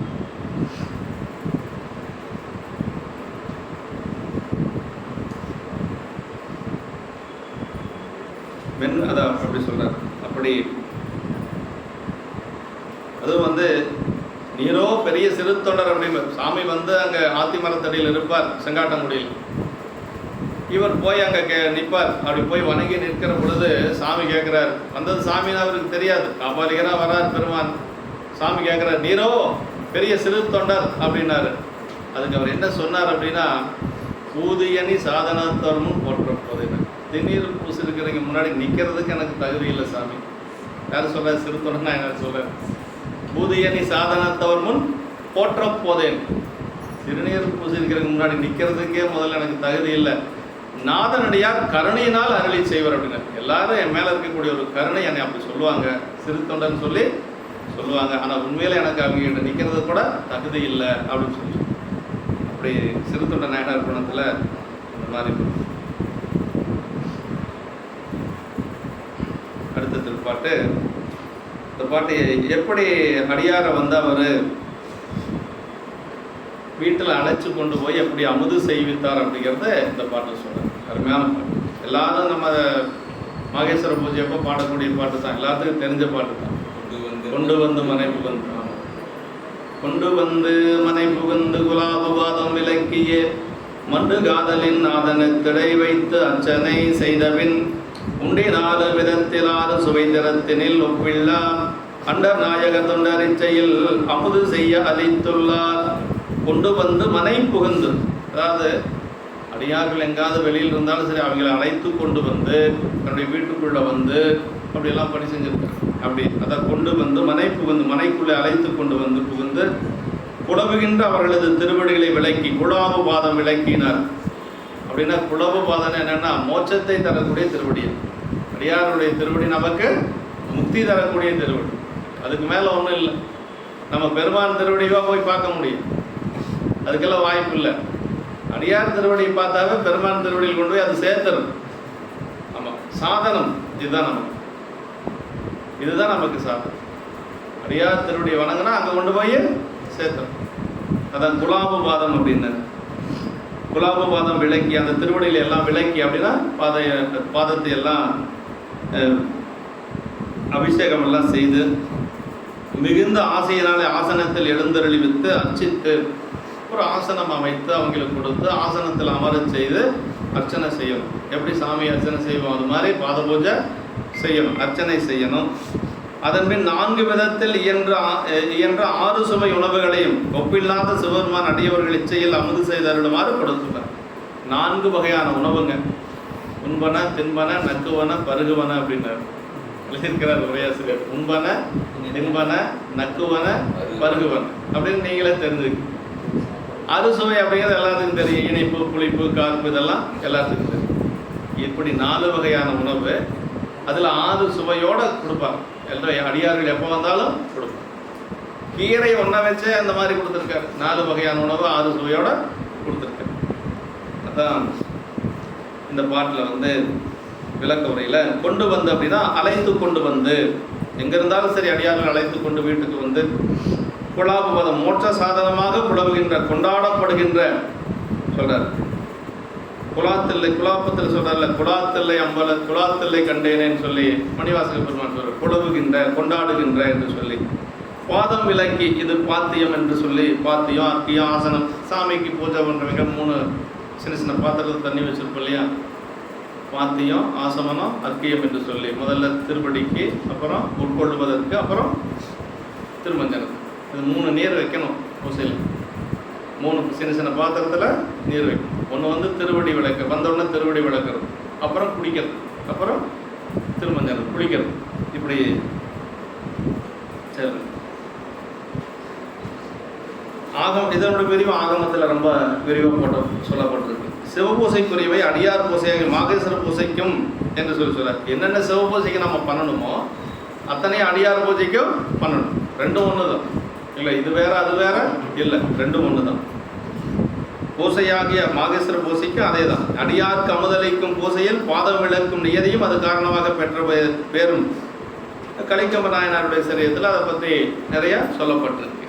மண்டு காதலின் நூல்களில் விதித்தபடி இயற்றுவது என்ற மட்டில் அமைந்து விடாது மனத்திலே மிக்கெழுந்த ஆசையினால். அது ரொம்ப முக்கியம். மண்டு காதல்னா சும்மா ஒரு சாஸ்திர சம்பிரதாயத்துக்காக செய்யறதில்லை, முழு மனசோட செய்யணும். அதுதான் ரொம்ப முக்கியம். திருநீலக்க நாயனார் எப்படி பண்ணார் அப்படின்னா அப்படிதான் பண்ணார். வேத உள்ளுரையாவன விரிவுணல் வேணிநாதர் தம்மையும் அவர் அடியாரையும் நயந்து பாத அர்ச்சனை புரிவதும் பணிவதும் என்று காதலால் இரண்டுமே அவர் செய்கிறது. காதலால் அப்படிங்கிறது ரொம்ப முக்கியம். அன்போடு செய்யணும். எந்த தொண்டை செஞ்சாலும் அன்போடு செய்யணும். அதுதான் ரொம்ப முக்கியம். எல்லாரும் செய்யறாங்க நம்மளும் செய்யறோம் அப்படிங்கிறது இல்லை. எல்லாரும் கோயிலுக்கு போறாங்க நம்மளும் போறோங்கிறது அப்படி எல்லாம் அல்ல. அன்பு கொண்டு பெருமான் மேல அன்பு கொண்டு நம்ம போகணும். அதுதான் ரொம்ப சிறப்பு. மண்டு காதல் அப்படிங்கிறது அதுதான். உண்டி 4 விதத்தில் 6 சுவை திறத்தில் அப்படி 4 விதத்திலும் 6 சுவை திறத்திலும் என்று சொல்லி 4 வித உணவு உட்கொள்ளும் வகைக்கு தக்கவாறு உண்பன தின்பன நக்குவன பருகுவன 6 சுவை கைப்பு புளிப்பு இனிப்பு துவர்ப்பு கார்ப்பு ஓர்ப்பு இப்படி தினசரி அது மாதிரி செய்தவர் நாயனார். வந்தடியார் எல்லாத்துக்கும் ஒப்பிலா ஒப்பற்ற ஒப்பிலா நாயகர் எனும் ஒப்பிலா தொண்டர் எனும் என்று சொல்லி சொல்றார். இங்கே இப்படி எல்லாம் செய்திருக்கிறாரு. காரைக்கிழமையர் என்ன பண்ணாங்க அப்படின்னா திடீர்னு ஒரு அடியார் வந்துட்டார். சொல்லாமல் கொள்ளாமல் வயிற்று பசியோடு வந்துட்டார். அப்போ என்ன பண்ணார் அப்படின்னா கரியமதன் குதவாதே திருவமது கை கூட அப்படின்னாராங்க. கரியமதுன்னா காய்கறி எல்லாம் எதுவும் வைக்கிறதுக்கு நேரம் இல்லை.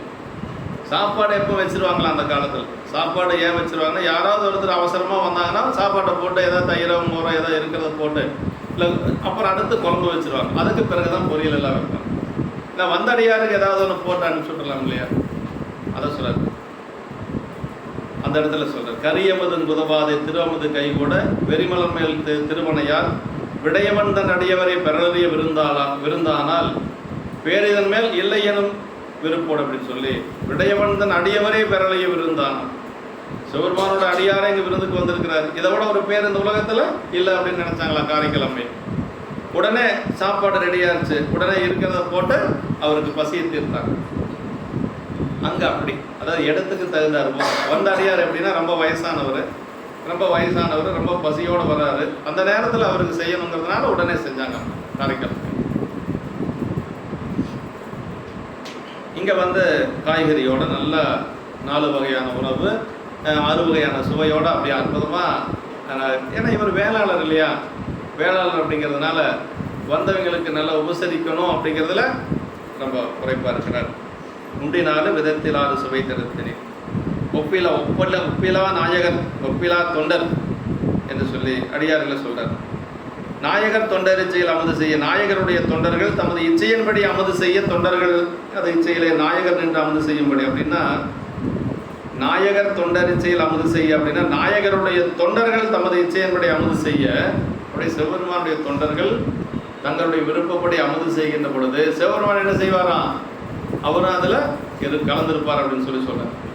அப்படி இச்சையிலே நாயகர் நின்று அமுது செய்யும்படி என்றிடுமாம் என்று சொல்லி நாயகரும் தொண்டரும் அமுது செய்ய என்று உண்மை தொகையாக்கி உரைத்தலாம் என்று சொல்லி நீங்கள் சாப்பாடு போடுறது உங்கள் கண்ணுக்கு அடியார் மட்டும்தான் தெரியும். ஆனால் சாப்பிட்றது 2 பேர். சிவபெருமான அங்கே சாப்பிட்றார். அதுதான் பெரிய சிறப்பு. சிவபெருமான் எங்கே இருக்கிறார் அப்படின்னு நீங்கள் பார்க்க முடியாது. அடியாருடைய உள்ளுக்குள்ள இருந்து அவரும் அந்த நீங்கள் கொடுக்கக்கூடிய அந்த உணவை எடுத்துக்கிட்டார். அதுதான் பெரிய அதுதான் நாயகர் அண்டர் நாயகர் தொண்டர் இச்சையில் அமுது செய்ய என்று சொல்லி சொல்றார். இச்சையின்படி அமுது செய்ய அளித்தலாவது அவ்வவரும் வேண்டியவாறே பெற்றுள்ள அளித்தல் என்று சொல்லி சொல்றார். அளித்துள்ளார் அன்புடன் கொடுத்து புலராயினார் என்று சொல்லி அன்போடு செய்ய பாட்டால் அடியார்களை உபசரித்து மாகேஸ்வர பூஜை செய்யும் முறை கூறப்பட்டு எப்படி மாகேஸ்வர பூஜை செய்யணும் அப்படிங்கிறது சொல்லப்படும். முதல்ல அவங்கள திருவடியில் விழுந்து நம்ம அழைத்து கொண்டு ஒரு ஆசனத்தில் அமரச் செய்து பாத பூஜை எல்லாம் செய்து எப்படி சாமிக்கு அர்ச்சனை பண்ணுவோமோ அதே மாதிரி அவங்களுக்கு அர்ச்சனை எல்லாம் செய்து அதற்கு பிறகு அவங்களுக்கு நம்ம பரிகளம் அப்படிங்கிறது நம்ம வாழை இலையோட நல்ல அது வாழை இலை எப்படி போடணுங்கிறது அப்போதி நாயனார் பணத்தில் சொல்லியிருக்கு. ஈர்வாய் வலப்புறம் மரபில் வைத்தார். பெரிய புராணத்தில் என்னதான் இல்லை, அறிந்த பகுதி வலது பக்கம் வரணும்னு அங்கே சொல்கிறாரு. அப்போது நாயனார் புராணத்தில் நிறைய பேர் இலையை திருப்பி போடுவாங்க, சாப்பாடெல்லாம் நல்லா செய்வாங்க, ஆனால் இலை போட தெரியாது பாவம். நிறைய பேர் அறிந்த பகுதி இடது பக்கம் வர மாதிரி போடுவாங்க. ஈர்வாய் வலப்புறம் மரபில் வைத்தார் பெரிய புராணத்தில் இருக்கு. எப்போ சொன்னது? 7ஆம் நூற்றாண்டில் 1300 வருஷத்துக்கு முன்னாடியே சேக்கிழ பெருமான் சொல்லியிருக்கு, அறிந்த பகுதி வலது பக்கம் வரும். அது ரொம்ப நம்ம கவனத்தில் வச்சுக்கணும். நிறைய பேர்த்துக்கு நல்ல சாப்பாடு செய்வாங்க, ஆனால் இலை போட தெரியாது. தப்பு இல்லை, தெரிஞ்சுக்கணும் இல்லையா? எதுக்கு ஒரு விதி இருக்கு. காரணம் என்னன்னா, ஏதோ ஒரு காரணம் கருதி தான் நம்ம பெரியவங்க ஒவ்வொன்றும் வகுத்து வச்சிருக்கிறாங்க. அறிந்த பகுதி வலது பக்கம். ஈரவன் மதுரப்பதம் பரிவெய்து முன்னுரை செய்ய வேண்டுவன என்று சொல்ல இன்றைக்கும் மாகேஸ்வர பூஜைகளிலே இத்திருப்பாட்டினையே பெரும்பாலும் ஓதி துதித்து பூசிக்கும் வழக்கமும் காண்க என்று சொல்லி, இவ்வாறு பூசிக்கப்பட்ட அடியார்களான மாகேஸ்வரர்கள் செய்யும் ஆசீர்வாதமும் அதன் பயனும் வரும் பாட்டால் கூறினார் என்று சொல்லி, அதாவது இப்படியெல்லாம் இவர் செய்து கொண்டு வரார். இப்படி நாயனார் தன்னுடைய அவருடைய வருமானத்தில் வரக்கூடிய ஒரு நிதியை கொண்டு காட்டில் விளையக்கூடிய பொருள்களை கொண்டு, ஏன்னா வேளாண் அப்படிங்கிறதுனால அவை காட்டிலேயே என்ன இருக்கும், அரிசி அங்கேயே வந்துடும், நெல் அரிசி வந்துடும், பருப்பு எல்லாம் அங்கேயே வந்துடும், அப்புறம் காய்கறி எல்லாம் அங்கேயே. அதனால் அதை வைத்து கொண்டு செய்கிறாரு. அப்படி செய்கிறதுனால அதனுடைய பயன் என்னங்கிறது இந்த பாட்டில் சொல்கிறார். அளவில்லாத அடியார்கள் அப்படி சாப்பிட்டுட்டு போனதுனால இவர் என்ன ஆனாரா, குபேரனை போல வளர்ந்தார் சொல்றார் சேக்கிழ பெருமான். ஆளும் நாயகர் அன்பரானவர் அளவிலார் உளம் மகிழவே, அது ரொம்ப முக்கியம். உளம் மகிழ, அவங்களுக்கு உளம் மகிழ நாம போடணும், அது ரொம்ப முக்கியம். ஆளும் நாயகர் அன்பரானவர் அளவிலார் உளம் மகிழவே நாளும் நாளும் நிறைந்து வந்து நுகர்ந்த தன்மையின் நன்மையால் நீளும் வானதியின் பரப்பு நெருங்கு செல்வ நிலாவியன் தோளினால் அரளைக்கு இருத்திய தோழனார் என வாழும் நாள் அழகை கிருத்திய தோழனார். அப்படின்னா அழகாபுரியில் இருக்கக்கூடிய அந்த சிவபெருமானுடைய தோழருங்க. யாரு?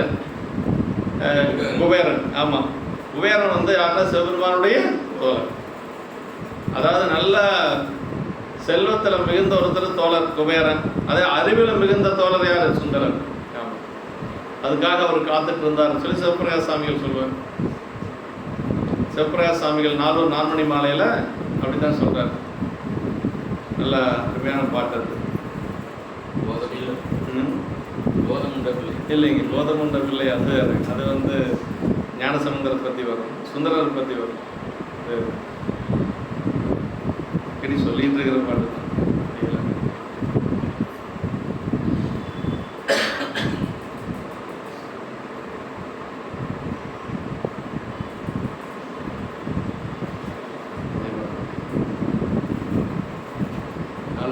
மனையில் அருமையான பாட்டு அது.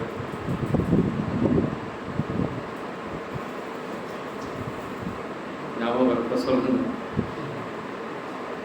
ஆளும் நாயகர் அன்பரானவர் அளவிலார் உளம் மகிழவே அப்படின்னா, அதாவது எல்லா உயிர்களையும் தமக்கு ஆளாக உடைய இறைவனது அன்பராயினார்கள் அளவில்லாதவர்கள் மனமகிழ்ந்து ஒவ்வொரு நாளும் பெருகி கூடி திருவமுது செய்து, ஒவ்வொரு நாளும் அடியார்கள் சேர சேர உணவு கொள்றாங்க. அப்படி ஒவ்வொரு நாளும் பெருகி கூடி திருவமுது செய்து இவருடைய அன்பினை அனுபவித்த அந்த தன்மையின் பயனாக நன்மையினாலே அப்படி எல்லாரும் உணவு கொள்றாங்க. நீளும் பெருஞ்செல்வங்களின் பரப்பும் நெருங்கு செல்வங்களும் நீடித்து பெருக்கெடுக்க என் தோழராகிய சிவபெருமான், என் தோல் இல்லைங்களா, என் தோல் பெருமானுக்கு 8 தோள்கள் அப்படின்னு சொல்லுவாங்க இல்லையா. அப்படி என் தோல் பெருமான் அழகாபுரியனை ஆளும்படி அமைத்த தமது தோழனாகிய குபேரனே இவர் என்று சொல்லும்படி நாயனார் வாழ்ந்து வருகின்ற நாளிலே குபேரன் அளவுக்கு செல்வம் வந்திருக்கு. அதுக்கு என்ன காரணம்?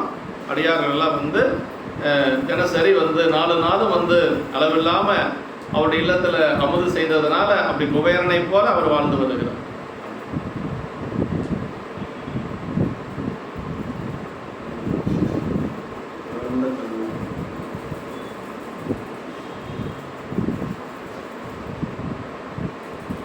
நீளும் அதை சொல்ல எல்லா உயிர்களையும் தமக்கு ஆளாக உடையவர்.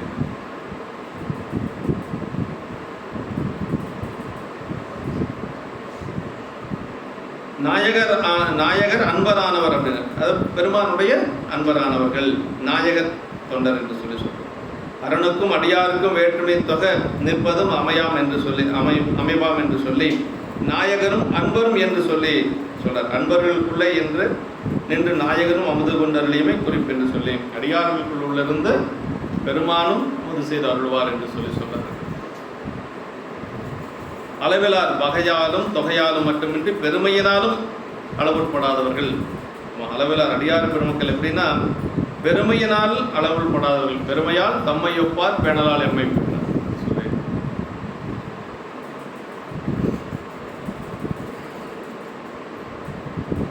அறிந்து செல்வமுடையானாம் அழகைப்பதியை ஞாபகம் வந்துருச்சு. அறிந்து செல்வமுடையானாம் அழகைப்பதியை தோழமை கொண்டு உறந்த கல்வியுடையான ஒருவன் வேண்டுமென இருந்து துறந்த முனிவர்களும் பறவை துணைவா நினை தோழமை கொண்டான் சிறந்த அறிவு வடிவாய் திகழும் முதல்கண் பெருமானே அப்படின்னு.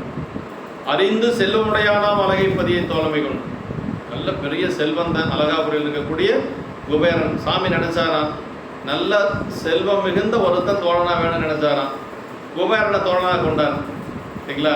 சரி, நல்ல செல்வ செழிப்பில் இருக்கக்கூடிய ஒருத்தன் நண்பனாக வந்தாச்சு. நல்ல அறிவுடைய ஒருத்தர் வேணும்னு நினைச்சார். நல்ல பெரிய படித்த ஒரு அறிவுடைய ஒரு ஆள் வேணும்னு நினைச்சாராம். அதுக்காக காத்துட்டு இருந்தாராம். சுந்தரர் வர வரைக்கும் காத்துட்டு இருந்தார். சுந்தரர் வந்தவுடனே இவர் தான் நமக்கு தகுந்தாள் என்று சொல்லி அப்படி ஏற்றுக்கொண்டார். அதான் அறிந்து செல்வமுடையானாம் அழகைப்பதியை தோழமை கொண்டு உறழ்ந்த கல்வியுடையான ஒருவன் வேண்டுமென இருந்து துறந்த முனிவர்களும் பறவை துணைவா நினை தோழமை கொண்டான் அப்படின்னு. சிறந்த அறிவு வடிவாய்த்துகளும் முதல் கண் பெருமான் எப்படிப்பட்டவன்னா அறிவே வடிவமாக இருக்கக்கூடியவர் சிவபெருமான். ஆனால் அவர் ஒரு அறிவாளி நமக்கு நண்பனா வேணும்னு நினைச்சார். சாமியே நண்பரை ஏற்றுக்கொள்றார் அப்படின்னா அவருக்கு எவ்வளவு தகுதி இருக்கும்?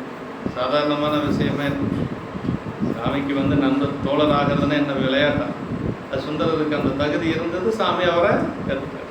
எல்லாத்துக்கும் அது கிடைக்காது. அப்படி என் தோழினார் அப்படின்னு சொல்லி சொன்னார். அளவிலார் வகையாலும் தொகையாலும் என்று சொல்லி என் தோழி சிவபெருமான் எந்தோர் வீசி நின்று ஆடும் பிரான் தன்னை கண்கால் காண்பெண்கள் என்று சொல்லி சொல்லும் இல்லைங்களா? அது மாதிரி 8 தோள்களை உடையவன் சிவபெருமான். எந்தோர் மறையவன் மகிழ்ந்து நோக்கின்னு இயற்பை நாயனர் குணத்திலே வரும். அழகை கிடத்திய தோழனார் இருத்திய தோழனார் என்று சொல்லி, அழகைனா குபேரனது தலைநகர் அழகாபுரி, இருத்திய அழகையில் அரசு செலுத்தும் என்று சொல்லி சொல்றார்.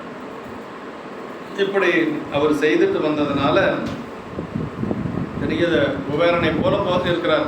இளையான்குடி நாயனார் எப்படி இருக்கிறாரு? ஒரு குபேரனை போல அவர் வளர்ந்துருக்கிறார். சரி, சாமி என்ன பண்ணார் அப்படின்னா, சரி குபேரனை போல இருக்கக்கூடிய ஒருத்தர் அடியார் பணி செய்தல் ஒன்றும் பெரிய வியப்பு இல்லை. அதான் நிறைய கிடக்குது, அல்ல குறையாத கிடக்குது, எடுத்து கொடுக்குறேன். அது ஒன்றும் பெரிய காரியம் இல்லை இல்லைங்களா? காசு பணம் நிறையா இருக்கிறவங்களுக்கு மனசு இருக்கிறது ஒரு சிலர் செய்கிறாங்க, மனசு இல்லாத செய்யறதில்லை. ஆனால் அது ஒரு பெரிய இல்லை. அது இல்லாத பொழுதும் செய்வார் அப்படிங்கிறத காட்டணும்னு சாமி முடிவு பண்ணுறது. அது இல்லாத போனாலும் செல்வம் இல்லாத காலத்திலையும் என்னுடைய அடியார், என்னுடைய இளையான்குடி நாயனார் கொடுப்பார், அடியார்களுக்கு செய்வார் அப்படிங்கிறத காட்டணும்னு நினைச்சார். அதனால் என்ன பண்ணாருன்னா கொஞ்சம் வறுமை வர மாதிரி ஒரு சூழல் உருவார். அது வறுமைன்னு கூட சொல்றதில்லை, வறுமை பதம் அப்படின்னு.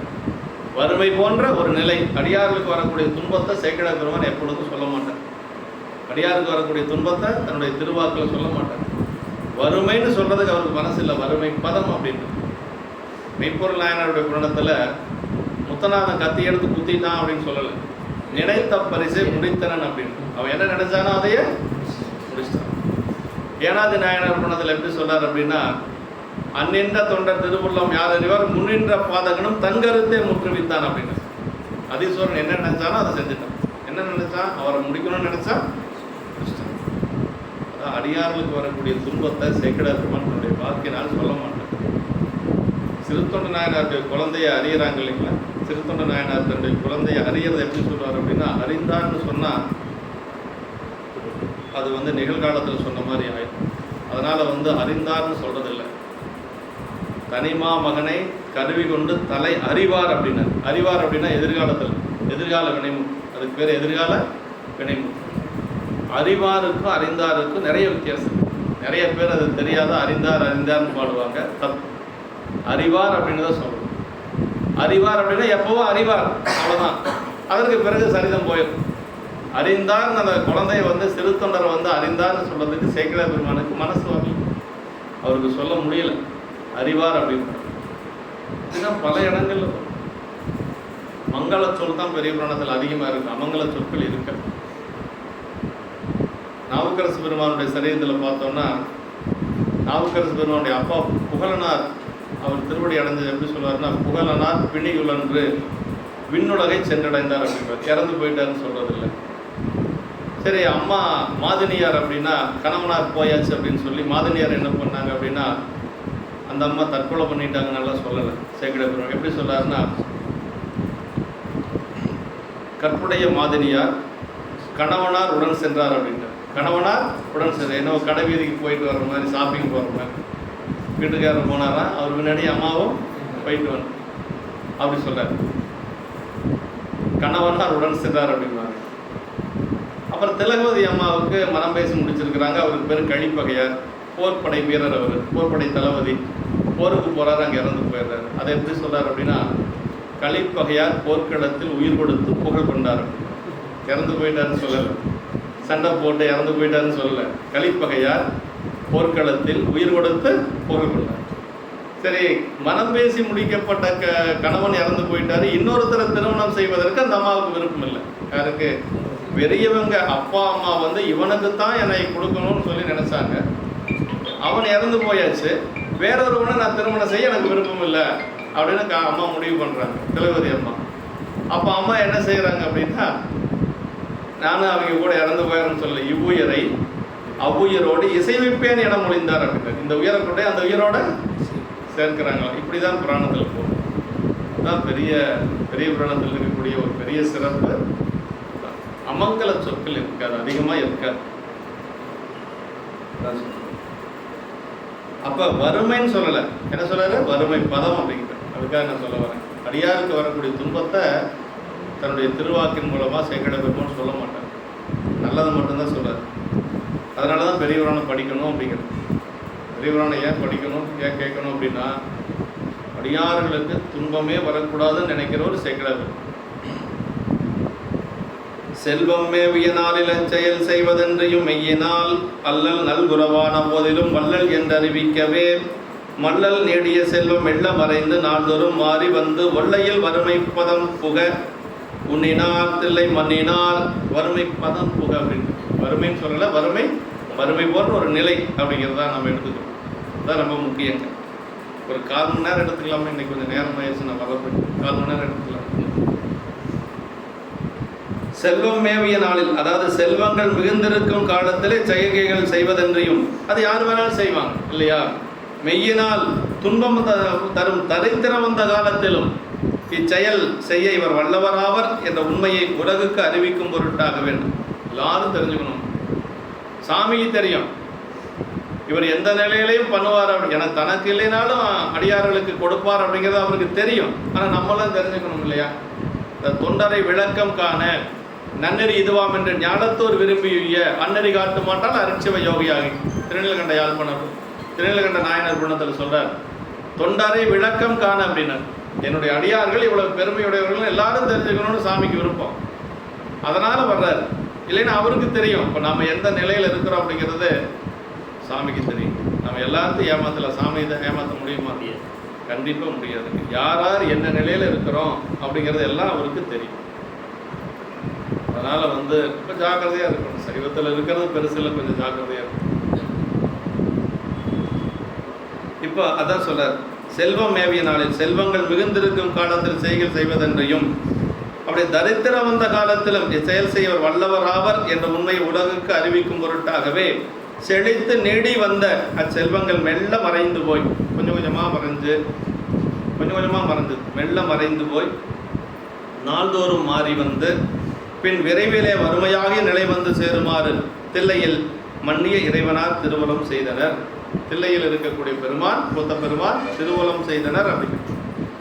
ஆமாம், உன்னினார் தொல்லையில் வறுமைப்பதம், கொல்லையில் வறுமைப்பதம் புக உன்னினார் தில்லை மன்னினார். அவருடைய திருவுள்ளம் அப்படி. அதனால் அந்த செல்வமெல்லாம் கொஞ்சம் கொஞ்சமாக அப்படியே குறைஞ்சு வருது. செல்வம் அடியார் பூசையின் நன்மையால் செல்வம் வந்து பொருந்தார். செல்வம் மேவிய அப்படின்னா அடியார் பூசையினால வந்த செல்வம். மெய்யினால் நல்குறவானோம், அது காரணமாக. மெய்யினால்னா அருள் காரணமாக அர்த்தம். இந்த வறுமை வந்ததுக்கு என்ன காரணம்? அருள் காரணம். மெய்யினால் அப்படிங்கிறது அருள் அப்படின்னு அர்த்தம். அது அருள் காரணமாக வறுமை வந்து பொருந்திய காலத்திலும் செல்வமும் வறுமையும் திருவருளினாலே வந்து எய்துவன. ரொம்ப முக்கியம்.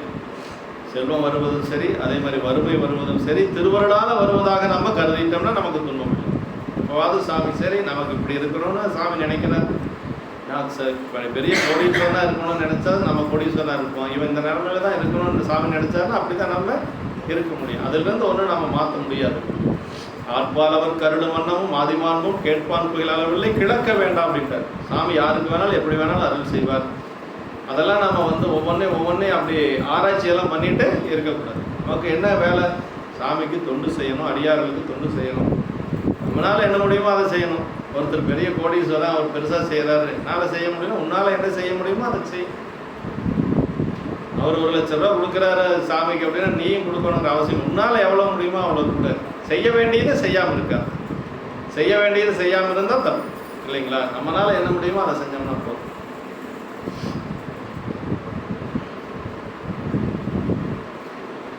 அப்படி மெய்யினால் நல்குறவானவதில் அப்படிங்கிறது ரொம்ப முக்கியங்க. இவற்றுள் எது வந்து ஏதேனும் தமது நிலை நின்றும் பிறடாது உண்மை கொள்கை நின்றல் உணர்ந்தோர் கடன் என்பது நூல் துணிப்பு. பெரியவங்க எப்பொழுதும் தன்னுடைய கடமையிலிருந்து தவறாமல் இருப்பாங்க. எந்த சூழ்நிலை வந்தாலும் அப்படி இருக்கும்.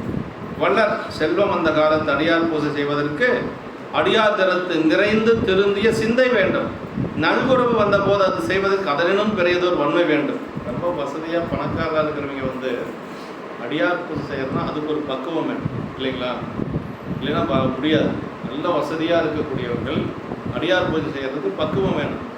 அப்புறம் வறுமை வந்த காலத்தில் அதை செய்யறதுக்கு அதை விட திருந்திய சிந்தை வேணும். அது ரொம்ப ரொம்ப உரைப்பு வேணும். இல்லைன்னா செய்ய முடியாது. எனக்கே இல்லைங்க எங்கேங்க முடியலைங்க அப்படின்னு தான் நம்ம சொல்கிறது. அப்படி தான் நான் சொல்கிறேன். ஆனால் எது வந்தாலும் செய்ய வேண்டியதை செய்து கொண்டே இருப்பாங்க பெரிய. அதுதான் அவங்களுக்கு நமக்கு இருக்கக்கூடிய வேறு.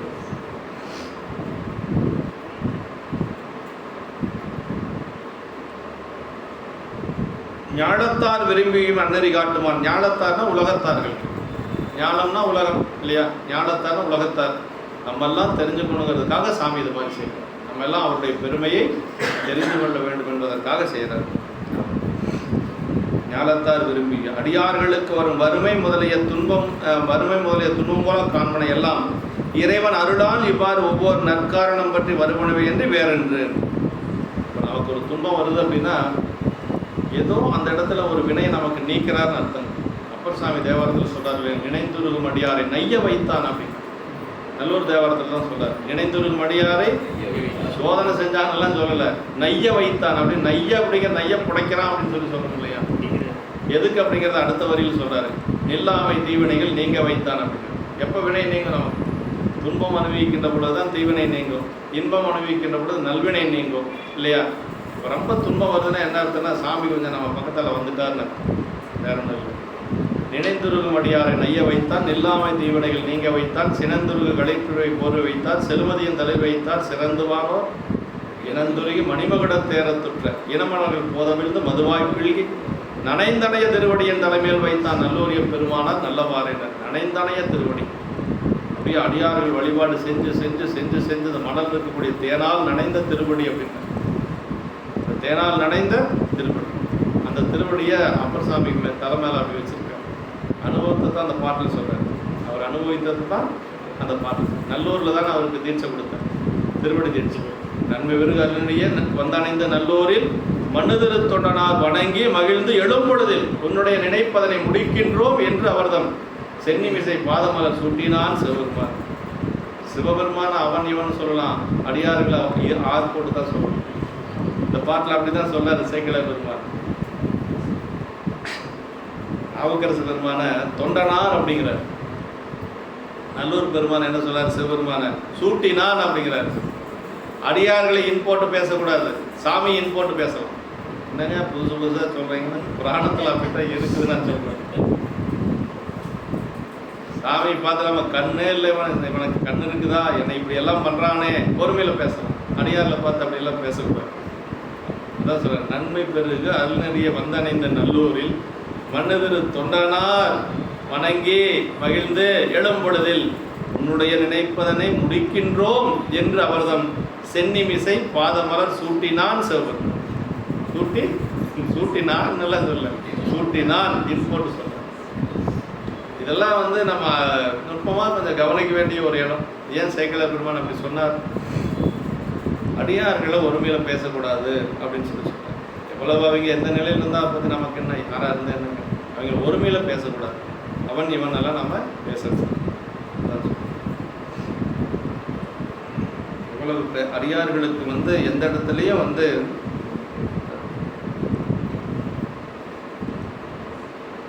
அடியார்களுக்கு வரும் வறுமை முதலிய துன்பம் போல காண்பனை எல்லாம் இறைவனர்களால் இவ்வாறு ஒவ்வொரு நற்காரணம் பற்றி வருவன என்று வேறென்று பிராரத்த முதலியவற்றை அனுபவிப்பித்து கழிக்கும் முகத்தானும் அல்லது அன்பினை வலிமையுடையதாக்கும் முகத்தானும் இன்ன பிறவாற்றானும் வருவன இவ்வாறு வரும் இன்னல் போன்ற தோற்றங்களை கண்டு மயங்கி அடிமைத்தரத்திலே அவச்சாரப்படாதிருத்தல் அறிவோர் கடன் என்று குறிக்க இவ்வாறு அறிவிக்கவே என்று சொல்லி சொல்றார். மல்லல் நீடிய செல்வம் அப்படின்னா, மல்லல்னா வளப்பம், நல்ல வளமையான அந்த செல்வம் நீங்கி, மல்லல்ல வளப்பமான செல்வம் மெல்ல மறைந்து நாள்தோறும்னா அப்படியே மறைதலாவது மறைந்து போம் தன்மை அறிய இயலாதபடி ஒவ்வொன்றாக எப்படி போச்சுனே தெரியல, அப்படி கொஞ்சம் கொஞ்சமாக போகணும். அதாவது மெதுவாக நாள்தோறும் அப்படின்னு சொல்லி சொல்றாங்க. நாள்தோறும் செல்வம் போய் வறுமையாய் மாற்றப்பெற்றது என்று ஒல்லையில் விரைவிலே என்று சொல்லி அதை வறுமைப்பதன்னா செல்வம் சுருங்கு நிலை. முன்னினார் தில்லை பிரபுவின் சிறுட்டிக்காரி முன்னினார் அப்படின்னா கூத்த பெருமான் வந்து மனசில் நினைக்கிறார். தில்லை முன்னினார் திருவுளம் செய்தார் அர்த்தங்க. பெருமானுடைய திருவுளம். மன்னினார்னா அம்பலத்தில் அருளாகிய ஐந்தொழில் கூத்து இயற்றுபவர். மன்னினார் நிலைத்துள்ளார். மன்னுதல் அப்படின்னா நிலைத்திருத்தல். மண்ணுகத்தில்லை கொலகண பக்தர்கள் வஞ்சகர் போயகல் அப்படின்னா நிலையான எப்பொழுது இருக்கக்கூடிய தில்லை மண்ணுகத்தில். படைத்த முதல் அருளல் வரை இவ்வகை தொழிலும் உடையனாராதலின் முதலில் செல்வம் மேவச் செய்த அவனே அச்செல்வத்தை மாறவும் செய்தனன். பெருமான் ஐந்தொழில் உடையவன் இல்லையா? படைத்தல், காத்தல், அழித்தல், அருளல், மறைத்தல், அருளல். அதனால அவனே தான் செல்வத்தை கொடுத்தான். இப்போ அவனே அந்த செல்வத்தை கொஞ்சம் மறைச்சிருக்கிறான். அவ்வளோதான், மீண்டும் கொடுக்கும் இல்லைங்களா? இதை விட பெரிய செல்வத்தை கொடுக்குறான். அதான் அழகாபுரிக்கு குபேரனுக்கே தலைவராக போறாரு இவர்.